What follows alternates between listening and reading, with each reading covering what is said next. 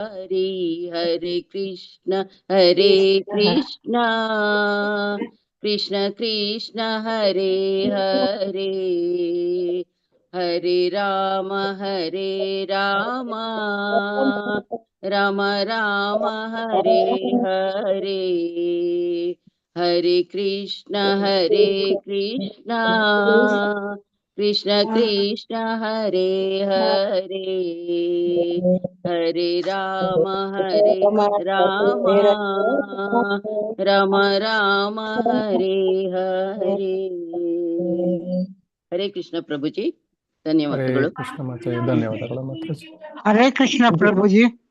Continue ಮಾಡಿ हरे कृष्ण माताजी prayer हरे कृष्ण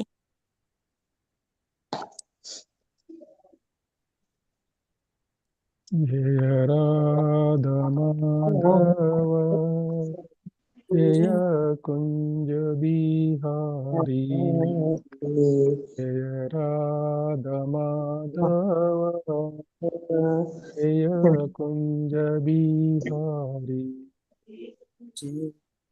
राधा माधव जय कुंज बिहारी गोपी जन वल्लभ गिरिवरदारी जय गोपी जन वल्लभ गिरिवरदारी जय राधा माधव जय कुंज बिहारी यशोदनंदन ब्रज जन रंजन यशोदनंदन ब्रज जन रंजन यमुना तीरा पवन चारी लक्ष्मी माता जी जय म्यूट ಮಾಡ್ಕೊಳ್ಳಿ राधा लक्ष्मी माता जी म्यूट ಮಾಡ್ಕೊಳ್ಳಿ माधव जय कुंज बिहारी जय राधा माधव जय कुंज बिहारी हरे कृष्णा कृष्णा कृष्णा हरे हरे हरे राम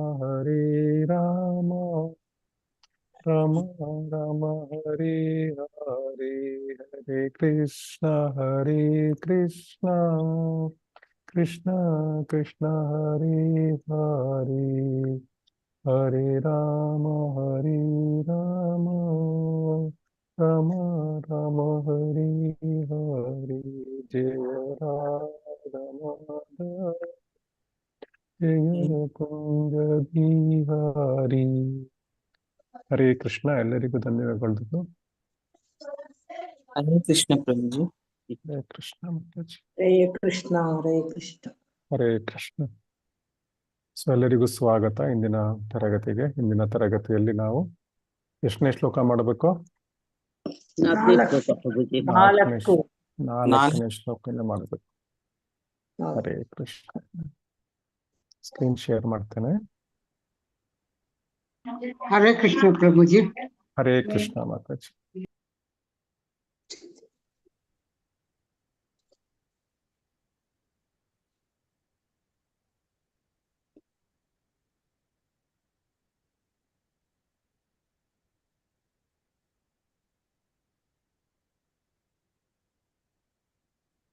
ಸ್ಕ್ರೀನ್ ಕಾಣಿಸ್ತಾ ಇದೆಯಾ हाँ गुरुजी ಕಾಣಿಸ್ತಾ ಇದೆ।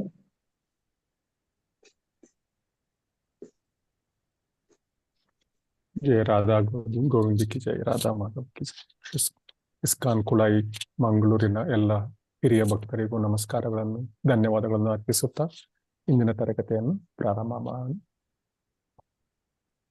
ಪ್ರಣಾಮಗಳೊಂದಿಗೆ ಓಂ ಅಜ್ಞಾನತಿಮಿರಾಂಧಸ್ಯ ಜ್ಞಾನಾಂಜನಶಲಾಕಯಾ ಚಕ್ಷುರುನ್ಮಿಲಿತಂ ಯೇನ ತಸ್ಮೈ ಶ್ರೀ ಗುರವೇ ನಮಃ ಶ್ರೀ ಚೈತನ್ಯಮನೋಭೀಷ್ಟಂ ಸ್ಥಾಪಿತಂ ಯೇನ ಭೂತಲೆ ಸ್ವಯಂ ರೂಪ ಕದಾ ಮಹ್ಯಂ ಸ್ವಪದ್ದದಾತಿ ಸ್ವಪದಾಂತಿಕಂ ವಂದೇಹಂ ಶ್ರೀ ಗುರು ಶ್ರೀಯುತಪದಕಮಲಂ ಶ್ರೀ ಗುರೂನ್ ವೈಷ್ಣವಾಂಶ ಶ್ರೀರೂಪಂ ಸಾಗ್ರಜಾತಂ ಸಗಣ ರಘುನಾಥಾನ್ವತಂ ಸಜೀವಂ ಸಾದ್ವೈತಂ ಸಾವಧೂತಂ ಪರಿಜನ ಸಹಿತಂ ಶ್ರೀಕೃಷ್ಣ चैतन्य देवं श्री राधा कृष्ण पादान् सहगण ललिता श्री विशाखान्वितांश्च हे कृष्णा करुणा सिंधु दीनबंधु जगत्पते गोपेश गोपिका कांता राधा कांता नमोस्तुते तप्त कांचन गौरांगी राधे वृंदावनेश्वरी वृषभानुसुते देवी प्रणमामि हरिप्रिये वाञ्छाकल्पतरुभ्यश्च कृपा सिन्धुभ्य एव च पतितानां पावनेभ्यो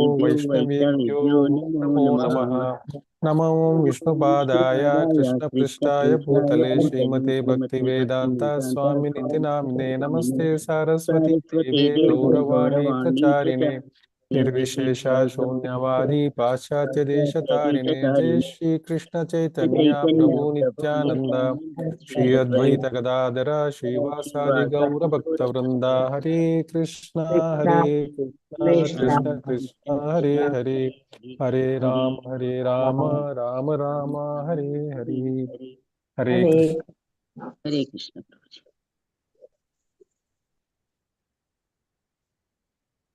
ಸೊ ಹಿಂದಿನ ಶ್ಲೋಕದಲ್ಲಿ ಏನ್ ತಿಳ್ಕೊಂಡಿದ್ವಿ ನಾವು? ಮೂರನೇ ಶ್ಲೋಕದಲ್ಲಿ ಮೂರನೇ ಯಾರ್ಯಾರು ಶ್ಲೋಕದಲ್ಲಿ ನೆನ್ಪಿದ್ಯಾ? ಹರೇ ಕೃಷ್ಣ ಪ್ರಭುಜಿ, ಮೂರನೇ ಶ್ಲೋಕದಲ್ಲಿ ನಾವು ಭಕ್ತಿ ಸೇವೆ ಮಾಡ್ಲಿಕ್ಕೆ ಅನುಕೂಲಕರವಾದ ಒಂದು 6 ತತ್ವಗಳ ಬಗ್ಗೆ ತಿಳ್ಕೊಂಡ್ವಿ. ಅವು ಯಾವ ಅಂತಂದ್ರೆ, ಯಾವಾಗ್ಲೂ ಉತ್ಸಾಹದಿಂದ ಇರೋದು, ಭಕ್ತಿ ಸೇವೆಯಲ್ಲಿ ಯಾವಾಗ್ಲೂ ನಾವು ಉತ್ಸಾಹದಿಂದ ಇರ್ಬೇಕು. ಆಮೇಲೆ ಆತ್ಮವಿಶ್ವಾಸ ಇಟ್ಕೊಂಡೆ ಪ್ರಯತ್ನ ಮಾಡ್ಬೇಕು, ಅಂದ್ರೆ ಅದು ಪ್ರತಿಫಲಿಸತ್ತೆ ಅಂತ. ಮತ್ತೆ ಬಹಳ ತಾಳ್ಮೆಯಿಂದಿರ್ಬೇಕು. 4ನೇದೇನು ಅಂತಂದ್ರೆ ಶ್ರವಣಂ ಕೀರ್ತನಂ ವಿಷ್ಣು ಸ್ಮರಣಂ ಅಂತ ಏನು 9 ವಿಧವಾದ ಇದನ್ನ ಹೇಳ್ತೀವಿ, ಹಂಗೆ ಕೃಷ್ಣನ ಬಗ್ಗೆ ಶ್ರವಣ ಜಪ ಮತ್ತು ಸ್ಮರಣಗಳನ್ನ ನಾವು ಮಾಡೋ ಅಂಥದ್ದು. ಮತ್ತೆ ನಿಯಂತ್ರಕ ತತ್ವಗಳನ್ನ ನಾವು ಪಾಲಿಸ್ಬೇಕು. ಭಕ್ತರಲ್ಲದವ್ರ ಜೊತೆಗೆ ನಾವು ಬಹಳ ಒಡನಾಟ ಮಾಡಬಾರದು, ಅವರ ಸಹವಾಸವನ್ನು ತೊರೆಬೇಕು ಅಂತ ಹೇಳುತ್ತಿಲ್ಲಿ. 6ನೇದೇನು ಅಂತಂದ್ರೆ ಆಚಾರ್ಯರು ಏನು ಹೇಳ್ತಾರೆ ಅವರು ಹೇಳಿದ ರೀತಿಯಲ್ಲಿ ಮತ್ತು ಅವರು ನಡೆದು ಬಂದ ಹಾದಿಯಲ್ಲಿ ನಾವು ನಡಿಬೇಕು ಅಂತ ಹೇಳುತ್ತೆ ಪ್ರಭುಜಿ. ಈ 6 ಹರೇ ತತ್ವಗಳನ್ನು. ಕೃಷ್ಣ, ಧನ್ಯವಾದ. ಹರೇ ಕೃಷ್ಣ ಪ್ರಭುಜಿ. ಹರಿ ಬೋಲ್. ಸೊ 2ನೇದು ಯಾರು ಹೇಳ್ತೀರಾ? ಬೇರೆ ಮಾತಾಜಿ ಯಾರಾದ್ರೂ ಹೇಳಿ. 2ನೇ ಶ್ಲೋಕದಲ್ಲಿ ಏನ್ ನೋಡಿದ್ವಿ? ಅದೇ 3ನೇ ಶ್ಲೋಕ ತಾನೇ ಗುರುಜಿ? 3ನೇದು ಆಯ್ತಲ್ಲ ಇವಾಗ. ಮಾತಾಜಿ ಹೇಳಿದ್ರು. ಇವಾಗ 2ನೇ ಶ್ಲೋಕದಲ್ಲಿ ಏನ್ ನೋಡಿದ್ವಿ? 2ನೇ ಶ್ಲೋಕದಲ್ಲಿ ಏನಂತಂದ್ರೆ ಆಧ್ಯಾತ್ಮಿಕ ಪ್ರಗತಿಗೆ ಇವೆಲ್ಲ ಮಾಡಿದ್ರೆ ಪತನವಂತಾರೆ ಅಂತ ಯಾವ್ಯಾವ್ದು ನಮ್ಗೆ ಶೀಲ ಪ್ರಭುಪಾದ ತಿಳಿಸ್ಕೊಟ್ಟಿದ್ದಾರೆ. ಅದೇ ಯಾವ್ಯಾವ್ದು? ಅದು ನಮ್ಗೆ ನಾವು ಅವಶ್ಯಕತೆಯಿಂದ ಜಾಸ್ತಿ ತಿನ್ಬಾರ್ದು. ಮತ್ತೆ ನಾವು ತುಂಬಾ ಕಷ್ಟಪಟ್ಟು ದುಡಿದು ಅದನ್ನ ಪ್ರಯಾಸ ಪಡಿ ನಾವು ತುಂಬಾ ಅದನ್ನ ಸ್ಟಾಕ್ ಮಾಡ್ಕೋಬಾರ್ದು. ಮತ್ತೆ ಲೌಕಿಕ ವಿಷಯಗಳ ಬಗ್ಗೆ ನಾವು ಮಾತಾಡಬಾರ್ದು. ಶಾಸ್ತ್ರ ವಿಧಿಗಳನ್ನ ನಾವು ಕೇವಲ ಕಾಟಾಚಾರಕ್ಕೋಸ್ಕರನು ಮಾಡಬಾರದು. ಮತ್ತೆ ನಾವು ಕೃಷ್ಣ ಪ್ರಜ್ಞೆಯಲ್ಲಿ ಆಸಕ್ತಿ ಇಲ್ದಲೆ ನಾವು ಬೇರೆ ವ್ಯಕ್ತಿಗಳ ಸಹವಾಸ ಮಾಡುವುದು ತಪ್ಪು. ಲೌಕಿಕ ಸಾಧನೆಗಳಿಗೆ ನಾವು ಆತರ ಪಡಬಾರದು. ಆಮೇಲೆ ಅವನ್ ಮಾನವ ಜೀವನ ಇರೋದೇ ಅವನು ಸರಳ ಜೀವನ ನಡೆಸ್ಬೇಕು. Simple living and high thinking ಅಂತ ಉನ್ನತ ಭಾವನೆ ಹೊಂದಬೇಕು. ದೇವೋತ್ತಮ ಪರಮಪುರುಷ ಏನ್ ಮಾಡಿ 3 ಶಕ್ತಿಗಳು ಕೊಟ್ಟಿದ್ದಾರೆ. ಅಂತರಂಗ ಶಕ್ತಿ, ತಟಸ್ಥ ಶಕ್ತಿ, ಬಹಿರಂಗ ಶಕ್ತಿ ಅಂತ ಅವು ಸೇರಿದೆ. ಜೀವಿಗಳು ಅವರು ಅಂತರಂಗ ಶಕ್ತಿನೂ ಹತೋಟದಲ್ಲಿ ಇಟ್ಕೊಂಡು ಅವ್ರ ಮೂಲ ಚಟುವಟಿಕೆನ ಅವ್ರು ಭಗವಂತನ ಸೇವೆಗೋಸ್ಕರ ಅವ್ರು ನಿರತರಾಗಿರ್ಬೇಕು. ಅವ್ರು ಎಲ್ಲಿದ್ರು ಅವ್ರ ನಿಯಮಗಳನ್ನು ಪಾಲಿಸ್ಬೇಕು. ಆಮೇಲೆ ಅಂತರಂಗ ಶಕ್ತಿಯಿಂದ ಅದು ದೈವ ಶಕ್ತಿ, ಬಹಿರಂಗ ಅಂದ್ರೆ ಅದು ಮಾಯಾ ಶಕ್ತಿ, ತಟಸ್ಥ ಅಂದ್ರೆ ಅದು ಸಮುದ್ರದ. ಸಾಕು ಮಾತಾಜಿ, ಇದು 6 ವಿಷಯಗಳು ಹೇಳಿದ್ರೆ ಸಾಕಿತ್ತು. ಅವಶ್ಯಕತೆಗಿಂತ ಹೆಚ್ಚಾಗಿ ತಿನ್ನುವುದು, ಅವಶ್ಯಕತೆಗಿಂತ ಹೆಚ್ಚಾಗಿ ಸಂಗ್ರಹವನ್ನು ಮಾಡುವುದು, ಮತ್ತು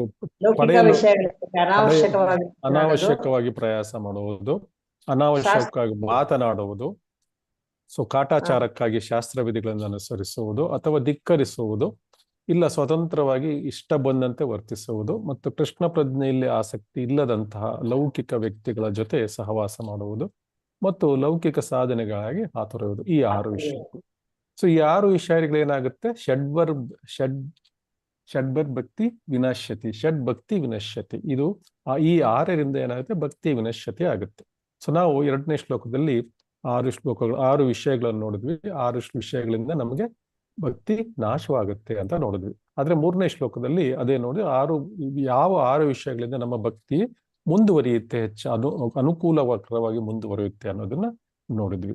ಇವತ್ತಿನ ದಿವಸ ನಾವು 4ನೇ ಶ್ಲೋಕವನ್ನು ನೋಡ್ಲಿಕ್ಕಿದ್ದೇವೆ. 4ನೇ ಶ್ಲೋಕದಲ್ಲಿ ಏನ್ ಮಾಡಿದ್ದಾರೆ ಅಂದ್ರೆ, ಭಕ್ತರ ನಡುವೆ ವೈಷ್ಣವರ ನಡುವೆ ಪ್ರೀತಿ ಮತ್ತು ಬಾಂಧವ್ಯವನ್ನು ಹೆಚ್ಚಿಸುವ 6 ಗುಣಗಳು ಅಥವಾ 6 ಲಕ್ಷಣಗಳ ಬಗ್ಗೆ, ಷಡ್ವಿಧಿ ಪ್ರೀತಿ ಲಕ್ಷಣಗಳು. ಅಂದ್ರೆ ಇವರು ವೈಷ್ಣವರ ಮಧ್ಯೆ ಮೊದಲನೇದಾಗಿ ನಾವು 2ನೇ ಶ್ಲೋಕದಲ್ಲಿ ನೋಡಿದ್ದು ನಮ್ಗೆ ಅನುಕೂಲಕರ ಆಗದೇ ಇರುವಂತ 6 ವಿಷಯಗಳು. 3ನೇ ಶ್ಲೋಕದಲ್ಲಿ ಅನುಕೂಲಕರವಂತಹ ಆಗುವಂತ ವಿಷಯಗಳು ಭಗವಂತನ ಭಕ್ತಿಗೆ. ಮತ್ತು 4ನೇ ಶ್ಲೋಕದಲ್ಲಿ ಭಕ್ತರು ಯಾರು ತಮ್ಮ ನಡುವಿನ ಬಾಂಧವ್ಯ ಮತ್ತು ಪ್ರೀತಿಯನ್ನು ಹೇಗೆ ಹೆಚ್ಚಿಸಿಕೊಂಡು ಭಕ್ತಿಯಲ್ಲಿ ಮುಂದುವರಿಬಹುದು ಸುಲಭವಾಗಿ ಅನ್ನೋದರ ಬಗ್ಗೆ ನಾವು 4ನೇ ಶ್ಲೋಕದಲ್ಲಿ ಇಂದಿನ ದಿವಸ ನೋಡ್ಲಿಕ್ಕಿದ್ದೇವೆ. 4ನೇ ಶ್ಲೋಕಕ್ಕೆ ಹೋಗೋಣ.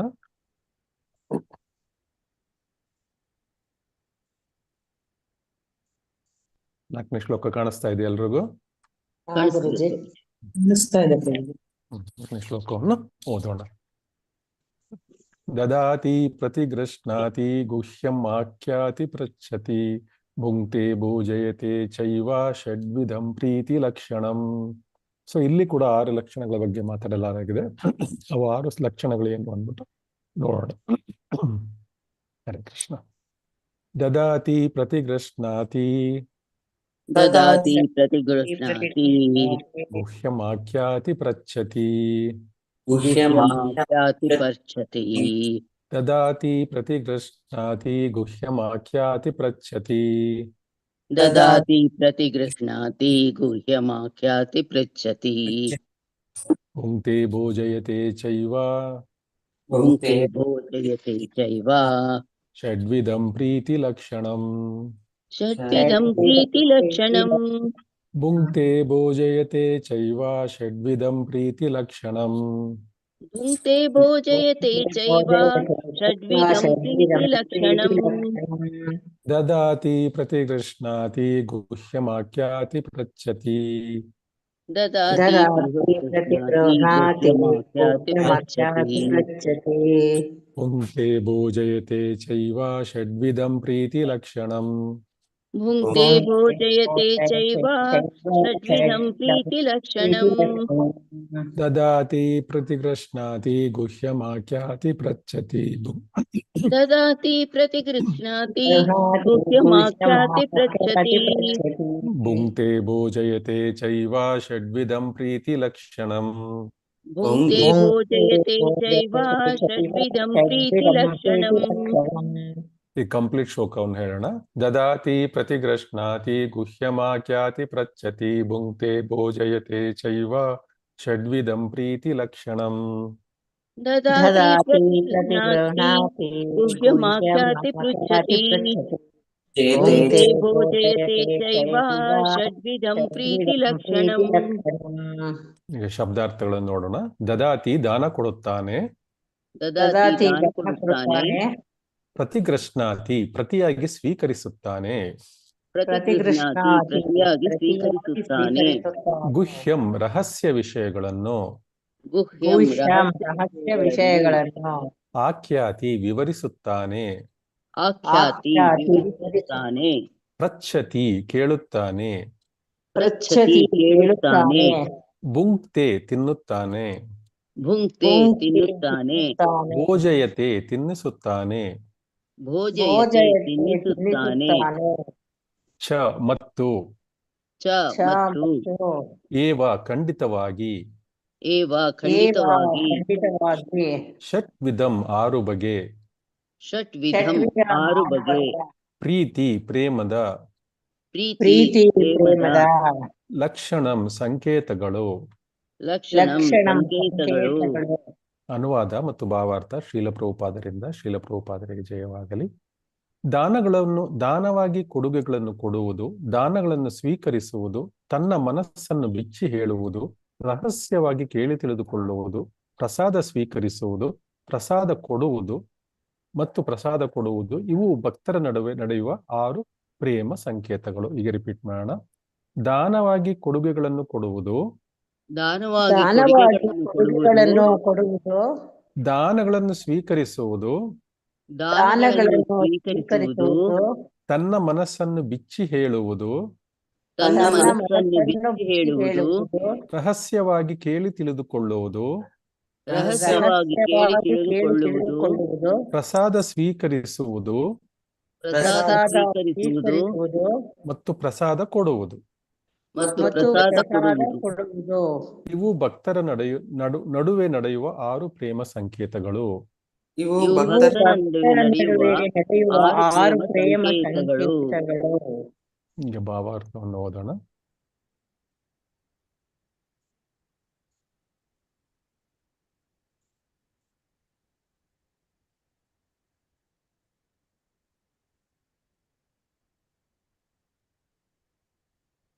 ಭಾವಾರ್ಥ ಸ್ಕ್ರೀನ್ ಕಾಣಿಸ್ತಾ ಇದೆಯಾ? ಬಂತು ಕಾಣಿಸ್ತಿದೆ ಪ್ರಭುಜಿ, ಬಂತು. ಭಾವಾರ್ಥ ಗೀತಾ ಮಾತಾಜಿ ಓದ್ತೀರಾ? ಓಕೆ.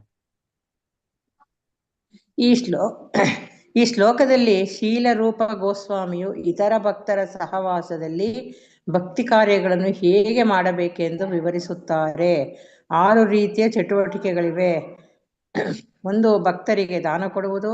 2, ಭಕ್ತರು ಪ್ರತಿಯಾಗಿ ಏನು ನೀಡಿದರೂ ಸ್ವೀಕರಿಸುವುದು.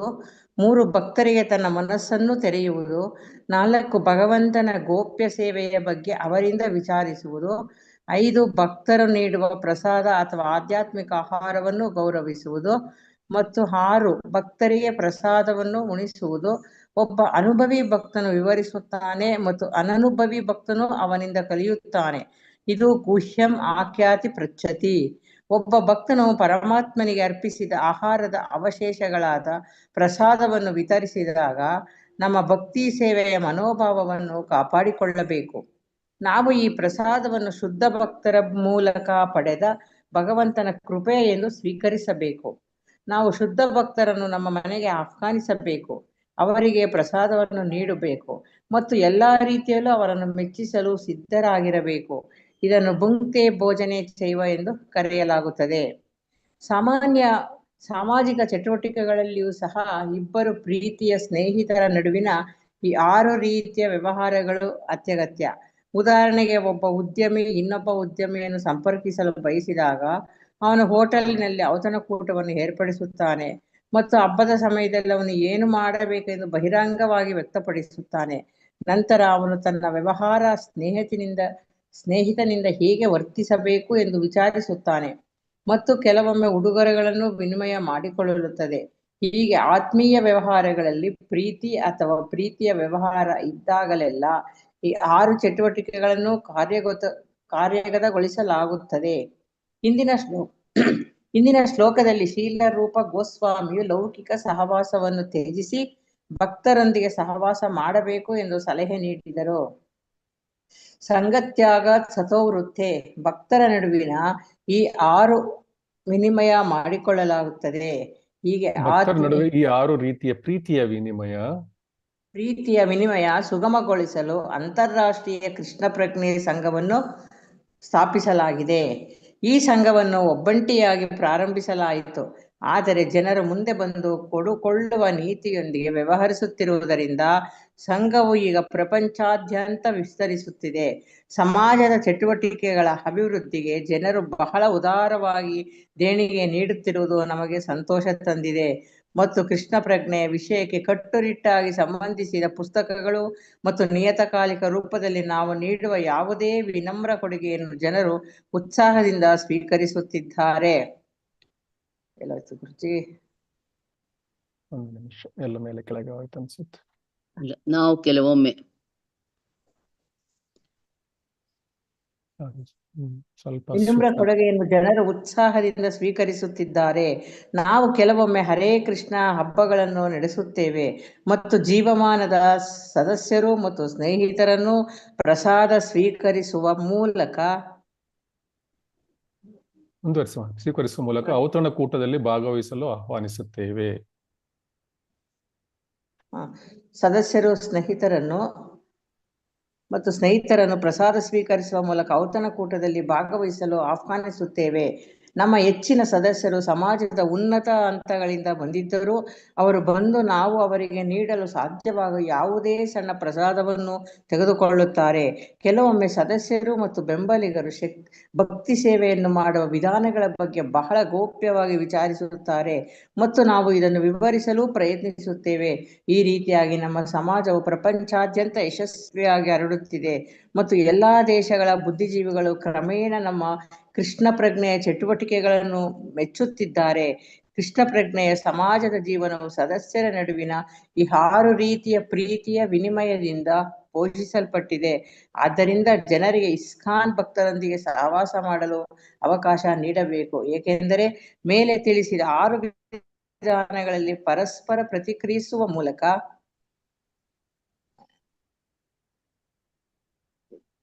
ವಿನಿಮಯದಿಂದ 6 ರೀತಿಯ ಪ್ರೀತಿಯ ವಿನಿಮಯ ಪೋಷಿಸಲ್ಪಟ್ಟಿದೆ. ಜನರಿಗೆ ಇಸ್ಕಾನ್ ಭಕ್ತರೊಂದಿಗೆ ಸಹವಾಸ ಮಾಡಲು ಅವಕಾಶ ನೀಡಬೇಕು, ಏಕೆಂದರೆ ಮೇಲೆ ತಿಳಿಸಿದ 6 ವಿಧಾನಗಳಲ್ಲಿ ಪರಸ್ಪರ ಪ್ರತಿಕ್ರಿಯಿಸುವ ಮೂಲಕ ಸಾಮಾನ್ಯ ಮನುಷ್ಯನು ತನ್ನ ಸುಪ್ತ ಕೃಷ್ಣ ಪ್ರಜ್ಞೆಯನ್ನು ಸಂಪೂರ್ಣವಾಗಿ ಪುನರುಜ್ಜೀವನಗೊಳಿಸಬಹುದು. ಭಗವದ್ಗೀತೆಯಲ್ಲಿ 2.62ರಲ್ಲೂ ಹೀಗೆ ಹೇಳಲಾಗಿದೆ, ಸಂಗತ್ ಸಂಜಾಯತೆ ಕರ್ಮ, ಒಬ್ಬನ ಆಸೆಗಳು ಸಂಗತ್ ಸಂಗಾಯತೆ ಕಾಮಃ, ಒಬ್ಬನ ಆಸೆಗಳು ಮತ್ತು ಮಹತ್ವಾಕಾಂಕ್ಷೆಗಳು ಅವನು ಇಟ್ಟುಕೊಳ್ಳುವ ಸಹವಾಸಕ್ಕೆ ಅನುಗುಣವಾಗಿ ಬೆಳೆಯುತ್ತವೆ. ಒಬ್ಬ ಮನುಷ್ಯನು ಅವನ ಸಹವಾಸದಿಂದ ಪರಿಚಿತನಾಗಿದ್ದಾನೆ ಮತ್ತು ಒಬ್ಬ ಸಾಮಾನ್ಯ ಮನುಷ್ಯನು ಭಕ್ತರೊಂದಿಗೆ ಸಹವಾಸ ಮಾಡಿದರೆ ಅವನು ಖಂಡಿತವಾಗಿಯೂ ತನ್ನ ಸುಪ್ತ ಕೃಷ್ಣ ಪ್ರಜ್ಞೆಯನ್ನು ಬೆಳೆಸಿಕೊಳ್ಳುತ್ತಾನೆ ಎಂದು ಹೇಳಲಾಗುತ್ತದೆ. ಕೃಷ್ಣ ಪ್ರಜ್ಞೆಯ ತಿಳುವಳಿಕೆಯು ಪ್ರತಿಯೊಂದು ಜೀವಿಯಲ್ಲೂ ಸಹಜವಾಗಿರುತ್ತದೆ ಮತ್ತು ಜೀವಿಯು ಮಾನವ ದೇಹವನ್ನು ಪಡೆದಾಗ ಅದು ಸ್ವಲ್ಪ ಮಟ್ಟಿಗೆ ಈಗಾಗಲೇ ಅಭಿವೃದ್ಧಿಗೊಂಡಿದೆ. ಇದನ್ನೇ ಚೈತನ್ಯ. ಹರೇ ಕೃಷ್ಣ. ಧನ್ಯವಾದಗಳು. ಹರೇ ಕೃಷ್ಣ ಪ್ರಭುಜಿ, ಧನ್ಯವಾದಗಳು. ಲಕ್ಷ್ಮೀ ಮಾತಾಜಿ ಓದ್ತೀರಾ? ಹರೇ ಕೃಷ್ಣ ಪ್ರಭುಜಿ, ಓದ್ತೀನಿ. ಇದನ್ನು ಚೈತನ್ಯ ಚರಿತಾಮೃತದಲ್ಲಿ ಒಂದು ನಿಮಿಷ, ಅದು ಸ್ವಲ್ಪ ಮಟ್ಟಿಗೆ ಕೃಷ್ಣ ಮೇಲಿನ ಅಲ್ವಾ ಪ್ರಭುಜಿ? ಇಲ್ಲ, ಮತ್ತೆ ಇಲ್ಲಿಂದ ಓದಿ. ಇದನ್ನು ಇಲ್ಲಿ ಬರ್ದೆ, ಇಲ್ಲಿದೆ ನೋಡಿ, ಸುತ್ತಾಗ್ತಾ ಇದೆ ಇದು. ಇಲ್ಲಿದೆ ನೋಡಿ, ಇದನ್ನು ಚೈತನ್ಯ ಚರಿತಾಮೃತದಲ್ಲಿ ಮಧ್ಯಲೀಲೆ 22ನೇ ಅಧ್ಯಾಯ 107ನೇ ಶ್ಲೋಕದಲ್ಲಿ ಹೇಳಲಾಗಿದೆ. ನಿತ್ಯ ಸಿದ್ಧ ಕೃಷ್ಣ ಪ್ರೇಮ ಸಾಧ್ಯ ಕಬೋನಯ ಶ್ರವಣಾದಿ ಶುದ್ಧ ಸಿಪ್ತೆ ಕರೆಯೇ ಉದಯ. ಕೃಷ್ಣನ ಮೇಲಿನ ಶುದ್ಧ ಪ್ರೀತಿಯ ಜೀವಿಗಳ ಹೃದಯಗಳಲ್ಲಿ ಶಾಶ್ವತವಾಗಿ ನೆಲೆಗೊಂಡಿರುತ್ತದೆ. ಅದು ಬೇರೆ ಮೂಲದಿಂದ ಪಡೆಯಬಹುದಾದಲ್ಲ.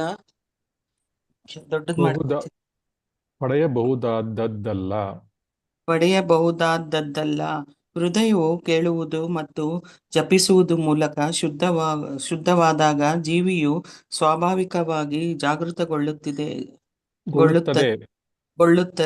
ಕೃಷ್ಣ ಪ್ರಜ್ಞೆಯು ಪ್ರತಿಯೊಂದು ಜೀವಿಯಲ್ಲೂ ಅಂತರ್ಗತವಾಗಿರುವುದರಿಂದ ಪ್ರತಿಯೊಬ್ಬರಿಗೂ ಕೃಷ್ಣನ ಬಗ್ಗೆ ಕೇಳಲು ಅವಕಾಶ ನೀಡಬೇಕು. ಕೇಳುವುದು ಮತ್ತು ಜಪಿಸುವ ಮೂಲಕ ಶ್ರವಣಂ ಕೀರ್ತನಂ ಒಬ್ಬರ ಹೃದಯವು ನೇರವಾಗಿ ಶುದ್ಧವಾಗುತ್ತದೆ ಮತ್ತು ಒಬ್ಬರ ಮೂಲ ಕೃಷ್ಣ ಪ್ರಜ್ಞೆಯು ತಕ್ಷಣವೇ ಜಾಗೃತಗೊಳ್ಳುತ್ತದೆ. ಕೃಷ್ಣ ಪ್ರಜ್ಞೆಯು ಹೃದಯದ ಮೇಲೆ ಕೃತಕವಾಗಿ ಹೇರಲ್ಪಟ್ಟಿಲ್ಲ, ಅದು ಈಗಾಗಲೇ ಇರುತ್ತದೆ. ದೇವೋತ್ತಮ ಪರಮಪುರುಷನ ಪವಿತ್ರ ನಾಮವನ್ನು ಜಪಿಸಿದಾಗ ಹೃದಯವು ಎಲ್ಲಾ ಲೌಕಿಕ ಮಾಲಿನ್ಯಗಳಿಂದ ಶುದ್ಧವಾಗುತ್ತದೆ. ಅವರ ಶ್ರೀ ಶಿಕ್ಷಕನ ಮೊದಲ ಶ್ಲೋಕದಲ್ಲಿ ಭಗವಾನ್ ಶ್ರೀ ಚೈತನ್ಯ ಮಹಾಪ್ರಭುಗಳು ಹೇಳುತ್ತಾರೆ, ನಾನು ಓದ್ತೇನೆ, ಸ್ವಲ್ಪ ಟ್ರಾನ್ಸ್ಲೇಟ್ ಆಗಿಲ್ಲ ಸರಿಯಾಗಿ. ಓದಿ ಮಾತಾಜಿ. ಚೇತೋದರ್ಪಣಮಾರ್ಜನಂ ಭವಮಹಾದಾವಾಗ್ನಿ ನಿರ್ವಾಪಣಂ ಶ್ರೀಕೈರವಚಂದ್ರಿಕಾ ವಿತರಣಂ ಜೀವನಂ ಆನಂದಾಬುಧಿವರ್ಧನಂ ಪ್ರತಿಪದಂ ಪೂರ್ಣಾಮೃತಸ್ವಾದನಂ ಸರ್ವಾತ್ಮಸಂಪನ್ನಂ ಪರಂ ವಿಜಯತೆ ಶ್ರೀಕೃಷ್ಣ ಸಂಕೀರ್ತನಂ. ಹರೇ ಕೃಷ್ಣ. ಮುಂದೆ ಓದಿ ಮಾತಾಜಿ. ಶ್ರೀಕೃಷ್ಣ ಸಂಕೀರ್ತನೆಗೆ ಎಲ್ಲಾ ಕೀರ್ತಿಗಳು. ಅದು ಹೃದಯವನ್ನು ವರ್ಷಗಳಿಂದ ಸಂಗ್ರಹವಾಗಿರುವ ಎಲ್ಲಾ ಧೂಳಿನಿಂದ ಶುದ್ಧೀಕರಿಸುತ್ತದೆ ಮತ್ತು ಷರತ್ತುಬದ್ಧ ಜೀವನದ ಬೆಂಕಿಯನ್ನು ಪುನರಾವರ್ತಿತ ಜನನ ಮತ್ತು ಮರಣವನ್ನು ನಂದಿಸುತ್ತದೆ. ಸಂಕೀರ್ತನ ಚಳವಳಿಯು ಮಾನವ ಕುಲಕ್ಕೆ ಪ್ರಧಾನ ವರವಾಗಿದೆ, ಏಕೆಂದರೆ ಇದು ಆಶೀರ್ವಾದ ಚಂದ್ರನ ಕಿರಣಗಳನ್ನು ಹರಡುತ್ತದೆ. ಇದು ಎಲ್ಲಾ ಅಲೌಕಿಕ ಜ್ಞಾನದ ಜೀವನ. ಇದು ಅಲೌಕಿಕ ಆನಂದದ ಸಾಗರವನ್ನು ಹೆಚ್ಚಿಸುತ್ತದೆ ಮತ್ತು ನಾವು ಯಾವಾಗಲೂ ಚಿಂತಿಸುತ್ತಿರುವ ಅಮೃತವನ್ನು ಸಂಪೂರ್ಣವಾಗಿ ಸವಿಯಲು ಅನುವು ಮಾಡಿಕೊಡುತ್ತದೆ. ಮಹಾಮಂತ್ರ ಪಠಿಸುವವನು ಶುದ್ಧನಾಗುವುದಲ್ಲದೆ ಹರೇ ಕೃಷ್ಣ ಕೃಷ್ಣ ಕೃಷ್ಣ ಕೃಷ್ಣ ಹರೇ ಹರೇ ಹರೇ ಹರೇ ಹರೇ ಹರೇ ರಾಮ ರಾಮ ರಾಮ ರಾಮ ರಾಮ ಹರೇ ಹರೇ ಹರೇ ಹರೇ ಎಂಬ ಅಲೌಕಿಕ ಕಂಪನವನ್ನು ಕೇಳುವ ಯಾರ ಹೃದಯವೂ ಶುದ್ಧವಾಗುತ್ತದೆ. ಕೆಳಮಟ್ಟದ ಪ್ರಾಣಿಗಳು, ಕೀಟಗಳು, ಮರಗಳು ಮತ್ತು ಇತರ ಜೀವಿಗಳಲ್ಲಿ ಸಾಕಾರಗೊಂಡಿರುವ ಆತ್ಮಗಳೂ ಸಹ ಶುದ್ಧವಾಗುತ್ತವೆ ಮತ್ತು ಅಲೌಕಿಕ ಕಂಪನವನ್ನು ಕೇಳುವ ಮೂಲಕ ಸಂಪೂರ್ಣವಾಗಿ ಕೃಷ್ಣ ಪ್ರಜ್ಞೆ ಹೊಂದಲು ಸಿದ್ಧವಾಗುತ್ತದೆ. ಇದನ್ನು ಠಾಕೂರ ಹರಿದಾಸರು ಚೈತನ್ಯ ಮಹಾಪ್ರಭುಗಳು ಮಾನವರಿಗಿಂತ ಕೆಳಮಟ್ಟದ ಜೀವಿಗಳು ಭೌತಿಕ ಬಂಧನದಿಂದ ಹೇಗೆ ಬಿಡುಗಡೆ ಪಡೆಯಬಹುದು ಎಂದು ಕೇಳಿದಾಗ ವಿವರಿಸಿದರು. ಹರಿದಾಸ ಠಾಕೂರರು ಪವಿತ್ರ ನಾಮಗಳ ಜಪವು ಎಷ್ಟು ಶಕ್ತಿಯುತವಾಗಿದೆ ಎಂದರೆ ಕಾಡಿನ ಅತ್ಯಂತ ದೂರದ ಭಾಗಗಳಲ್ಲಿಯೂ ಜಪಿಸಿದರು. ಮರಗಳು ಮತ್ತು ಪ್ರಾಣಿಗಳು ಕಂಪನವನ್ನು ಕೇಳುವ ಮೂಲಕ ಕೃಷ್ಣ ಪ್ರಜ್ಞೆಯಲ್ಲಿ ಮುನ್ನಡೆಯುತ್ತವೆ ಎಂದು ಹೇಳಿದರು. ಶ್ರೀ ಚೈತನ್ಯ ಮಹಾಪ್ರಭುಗಳು ಜಾರ್ಖಂಡ ಕಾಡಿನ ಮೂಲಕ ಹಾದು ಹೋದಾಗ ಇದನ್ನು ವಾಸ್ತವವಾಗಿ ಸಾಬೀತುಪಡಿಸಿದರು. ಆ ಸಮಯದಲ್ಲಿ ಹುಲಿಗಳು, ಹಾವುಗಳು, ಜಿಂಕೆಗಳು ಮತ್ತು ಇತರ ಎಲ್ಲಾ ಪ್ರಾಣಿಗಳು ತಮ್ಮ ನೈಸರ್ಗಿಕ ದ್ವೇಷವನ್ನು ತ್ಯಜಿಸಿ ಸಂಕೀರ್ತನೆಯಲ್ಲಿ ಜಪಿಸಲು ಮತ್ತು ನೃತ್ಯ ಮಾಡಲು ಪ್ರಾರಂಭಿಸಿದವು. ಖಂಡಿತ ನಾವು ಶ್ರೀ ಚೈತನ್ಯ ಮಹಾಪ್ರಭುಗಳ ಚಟುವಟಿಕೆಗಳನ್ನು ಅನುಕರಿಸಲು ಸಾಧ್ಯವಿಲ್ಲ, ಆದರೆ ನಾವು ಅವರ ಹೆಜ್ಜೆಗಳನ್ನು ಅನುಸರಿಸಬೇಕು. ಹುಲಿಗಳು, ಹಾವುಗಳು, ಬೆಕ್ಕುಗಳು ಮತ್ತು ನಾಯಿಗಳಂತಹ ಕೆಳಮಟ್ಟದ ಪ್ರಾಣಿಗಳನ್ನು ಮೋಡಿ ಮಾಡಲು ಅಥವಾ ಅವುಗಳನ್ನು ನೃತ್ಯ ಮಾಡಲು ಆಕರ್ಷಿಸಲು ನಾವು ಸಾಕಷ್ಟು ಶಕ್ತಿಶಾಲಿಗಳಲ್ಲ. ಆದರೆ ಭಗವಂತನ ಪವಿತ್ರ ನಾಮಗಳನ್ನು ಜಪಿಸುವ ಮೂಲಕ ನಾವು ಪ್ರಪಂಚಾದ್ಯಂತ ಅನೇಕ ಜನರನ್ನು ಕೃಷ್ಣ ಪ್ರಜ್ಞೆಗೆ ಪರಿವರ್ತಿಸಬಹುದು. ಭಗವಂತನ ಪವಿತ್ರ ನಾಮವನ್ನು ಕೊಡುಗೆ ನೀಡುವುದು ಅಥವಾ ವಿತರಿಸುವುದು ದಾನ ನೀಡುವುದಕ್ಕೆ ಅಥವಾ ದಾನ ಮಾಡುವುದಕ್ಕೆ ದದಾತಿ ತತ್ವ ಒಂದು ಶ್ರೇಷ್ಠ ಉದಾಹರಣೆಯಾಗಿದೆ. ಅದೇ ರೀತಿಯಲ್ಲಿ ಒಬ್ಬರು ಗಣ್ಯತಿ ತತ್ವವನ್ನು ಅನುಸರಿಸಬೇಕು ಮತ್ತು ಅಲೌಕಿಕ ಉಡುಗೊರೆಯನ್ನು ಸ್ವೀಕರಿಸಲು ಸಿದ್ಧರಾಗಬೇಕು ಮತ್ತು ಸಿದ್ಧರಾಗಿರಬೇಕು.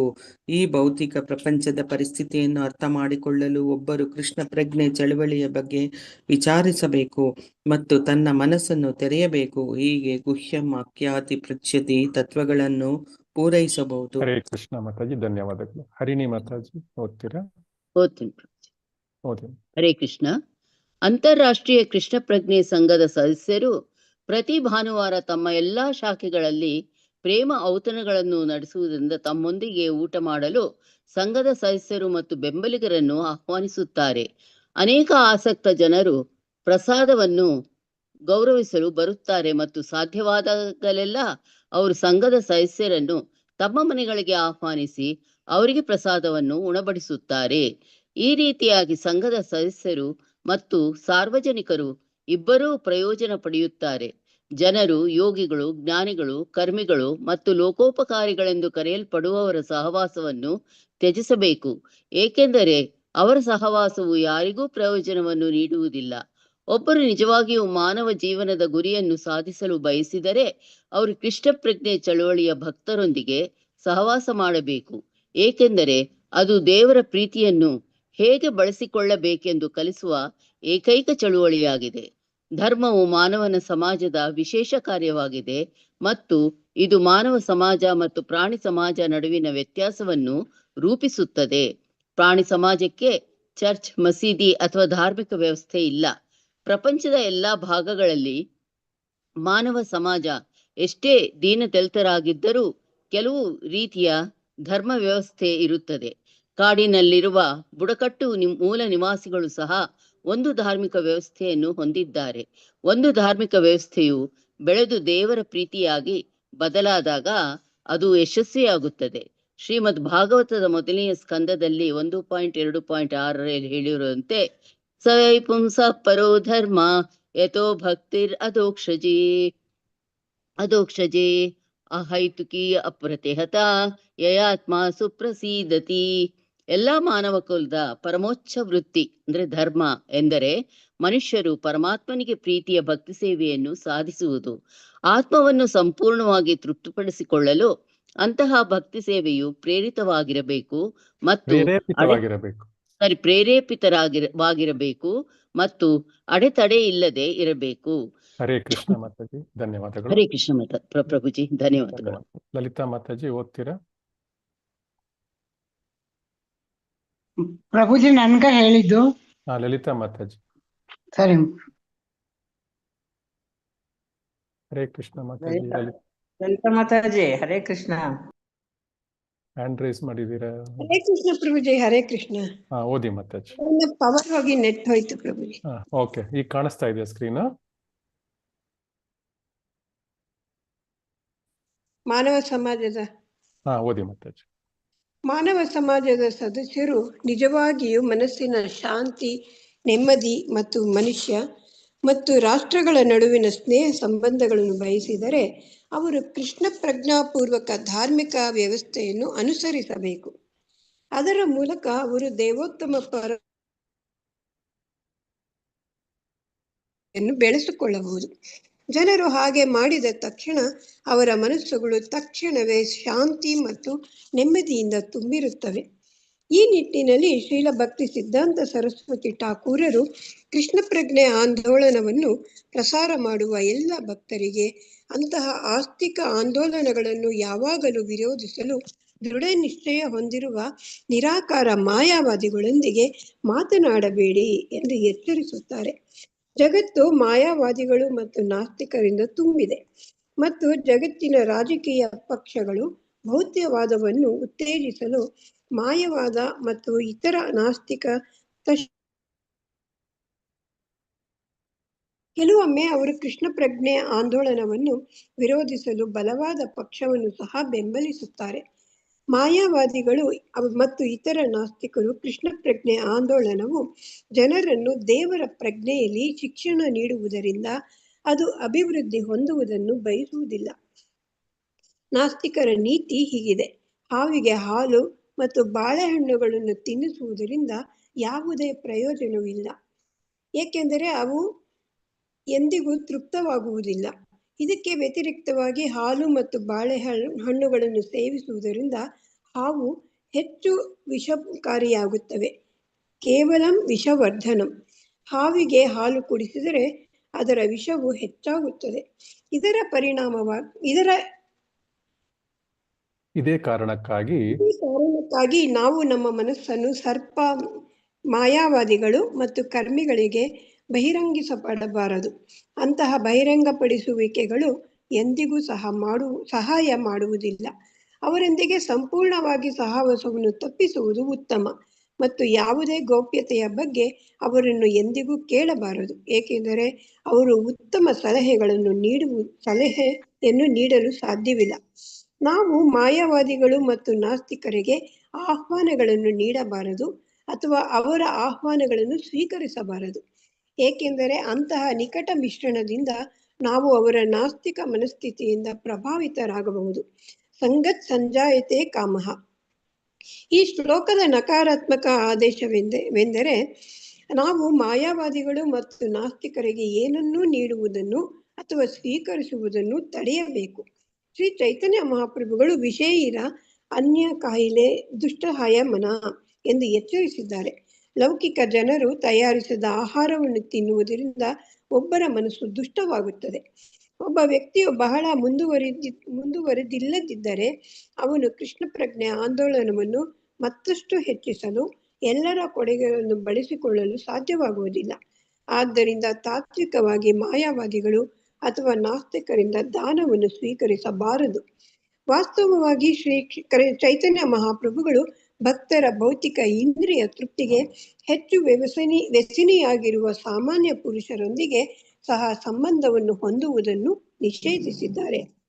ತೀರ್ಮಾನವೆಂದರೆ ನಾವು ಯಾವಾಗಲೂ ಭಕ್ತರ ಸಹವಾಸದಲ್ಲಿರಬೇಕು, ನಿಯಂತ್ರಕ ಭಕ್ತಿ ತತ್ವಗಳನ್ನು ಪಾಲಿಸಬೇಕು, ಆಚಾರ್ಯರ ಹೆಜ್ಜೆಗಳನ್ನು ಅನುಸರಿಸಬೇಕು ಮತ್ತು ಆಧ್ಯಾತ್ಮಿಕ ಗುರುವಿನ ಆದೇಶಗಳನ್ನು ಪೂರ್ಣ ವಿಧೇಯತೆಯಿಂದ ಪಾಲಿಸಬೇಕು.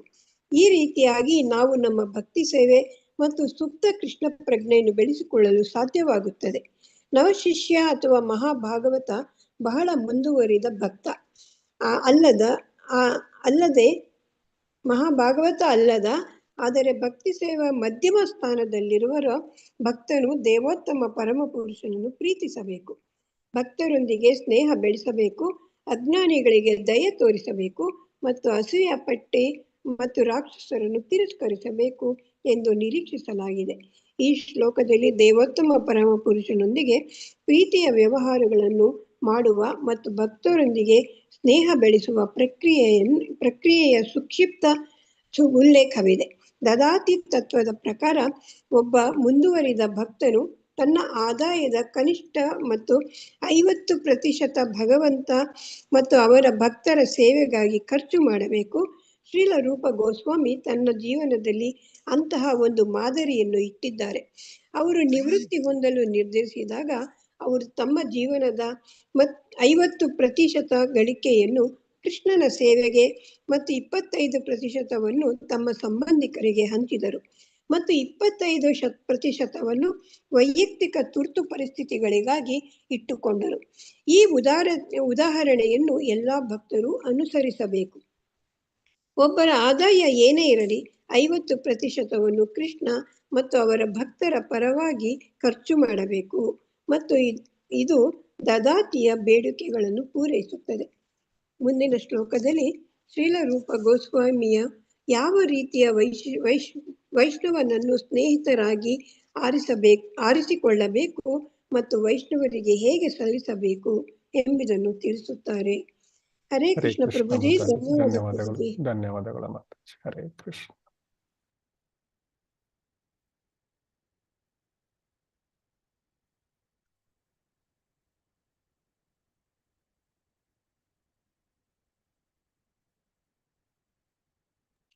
ದದಾತಿ ಪ್ರತಿಗೃಹ್ಣಾತಿ ಗುಹ್ಯಮಾಖ್ಯಾತಿ ಪೃಚ್ಛತಿ ಭುಂಕ್ತೆ ಭೋಜಯತೆ ಚೈವ ಷಡ್ವಿಧಂ ಪ್ರೀತಿ ಲಕ್ಷಣಂ.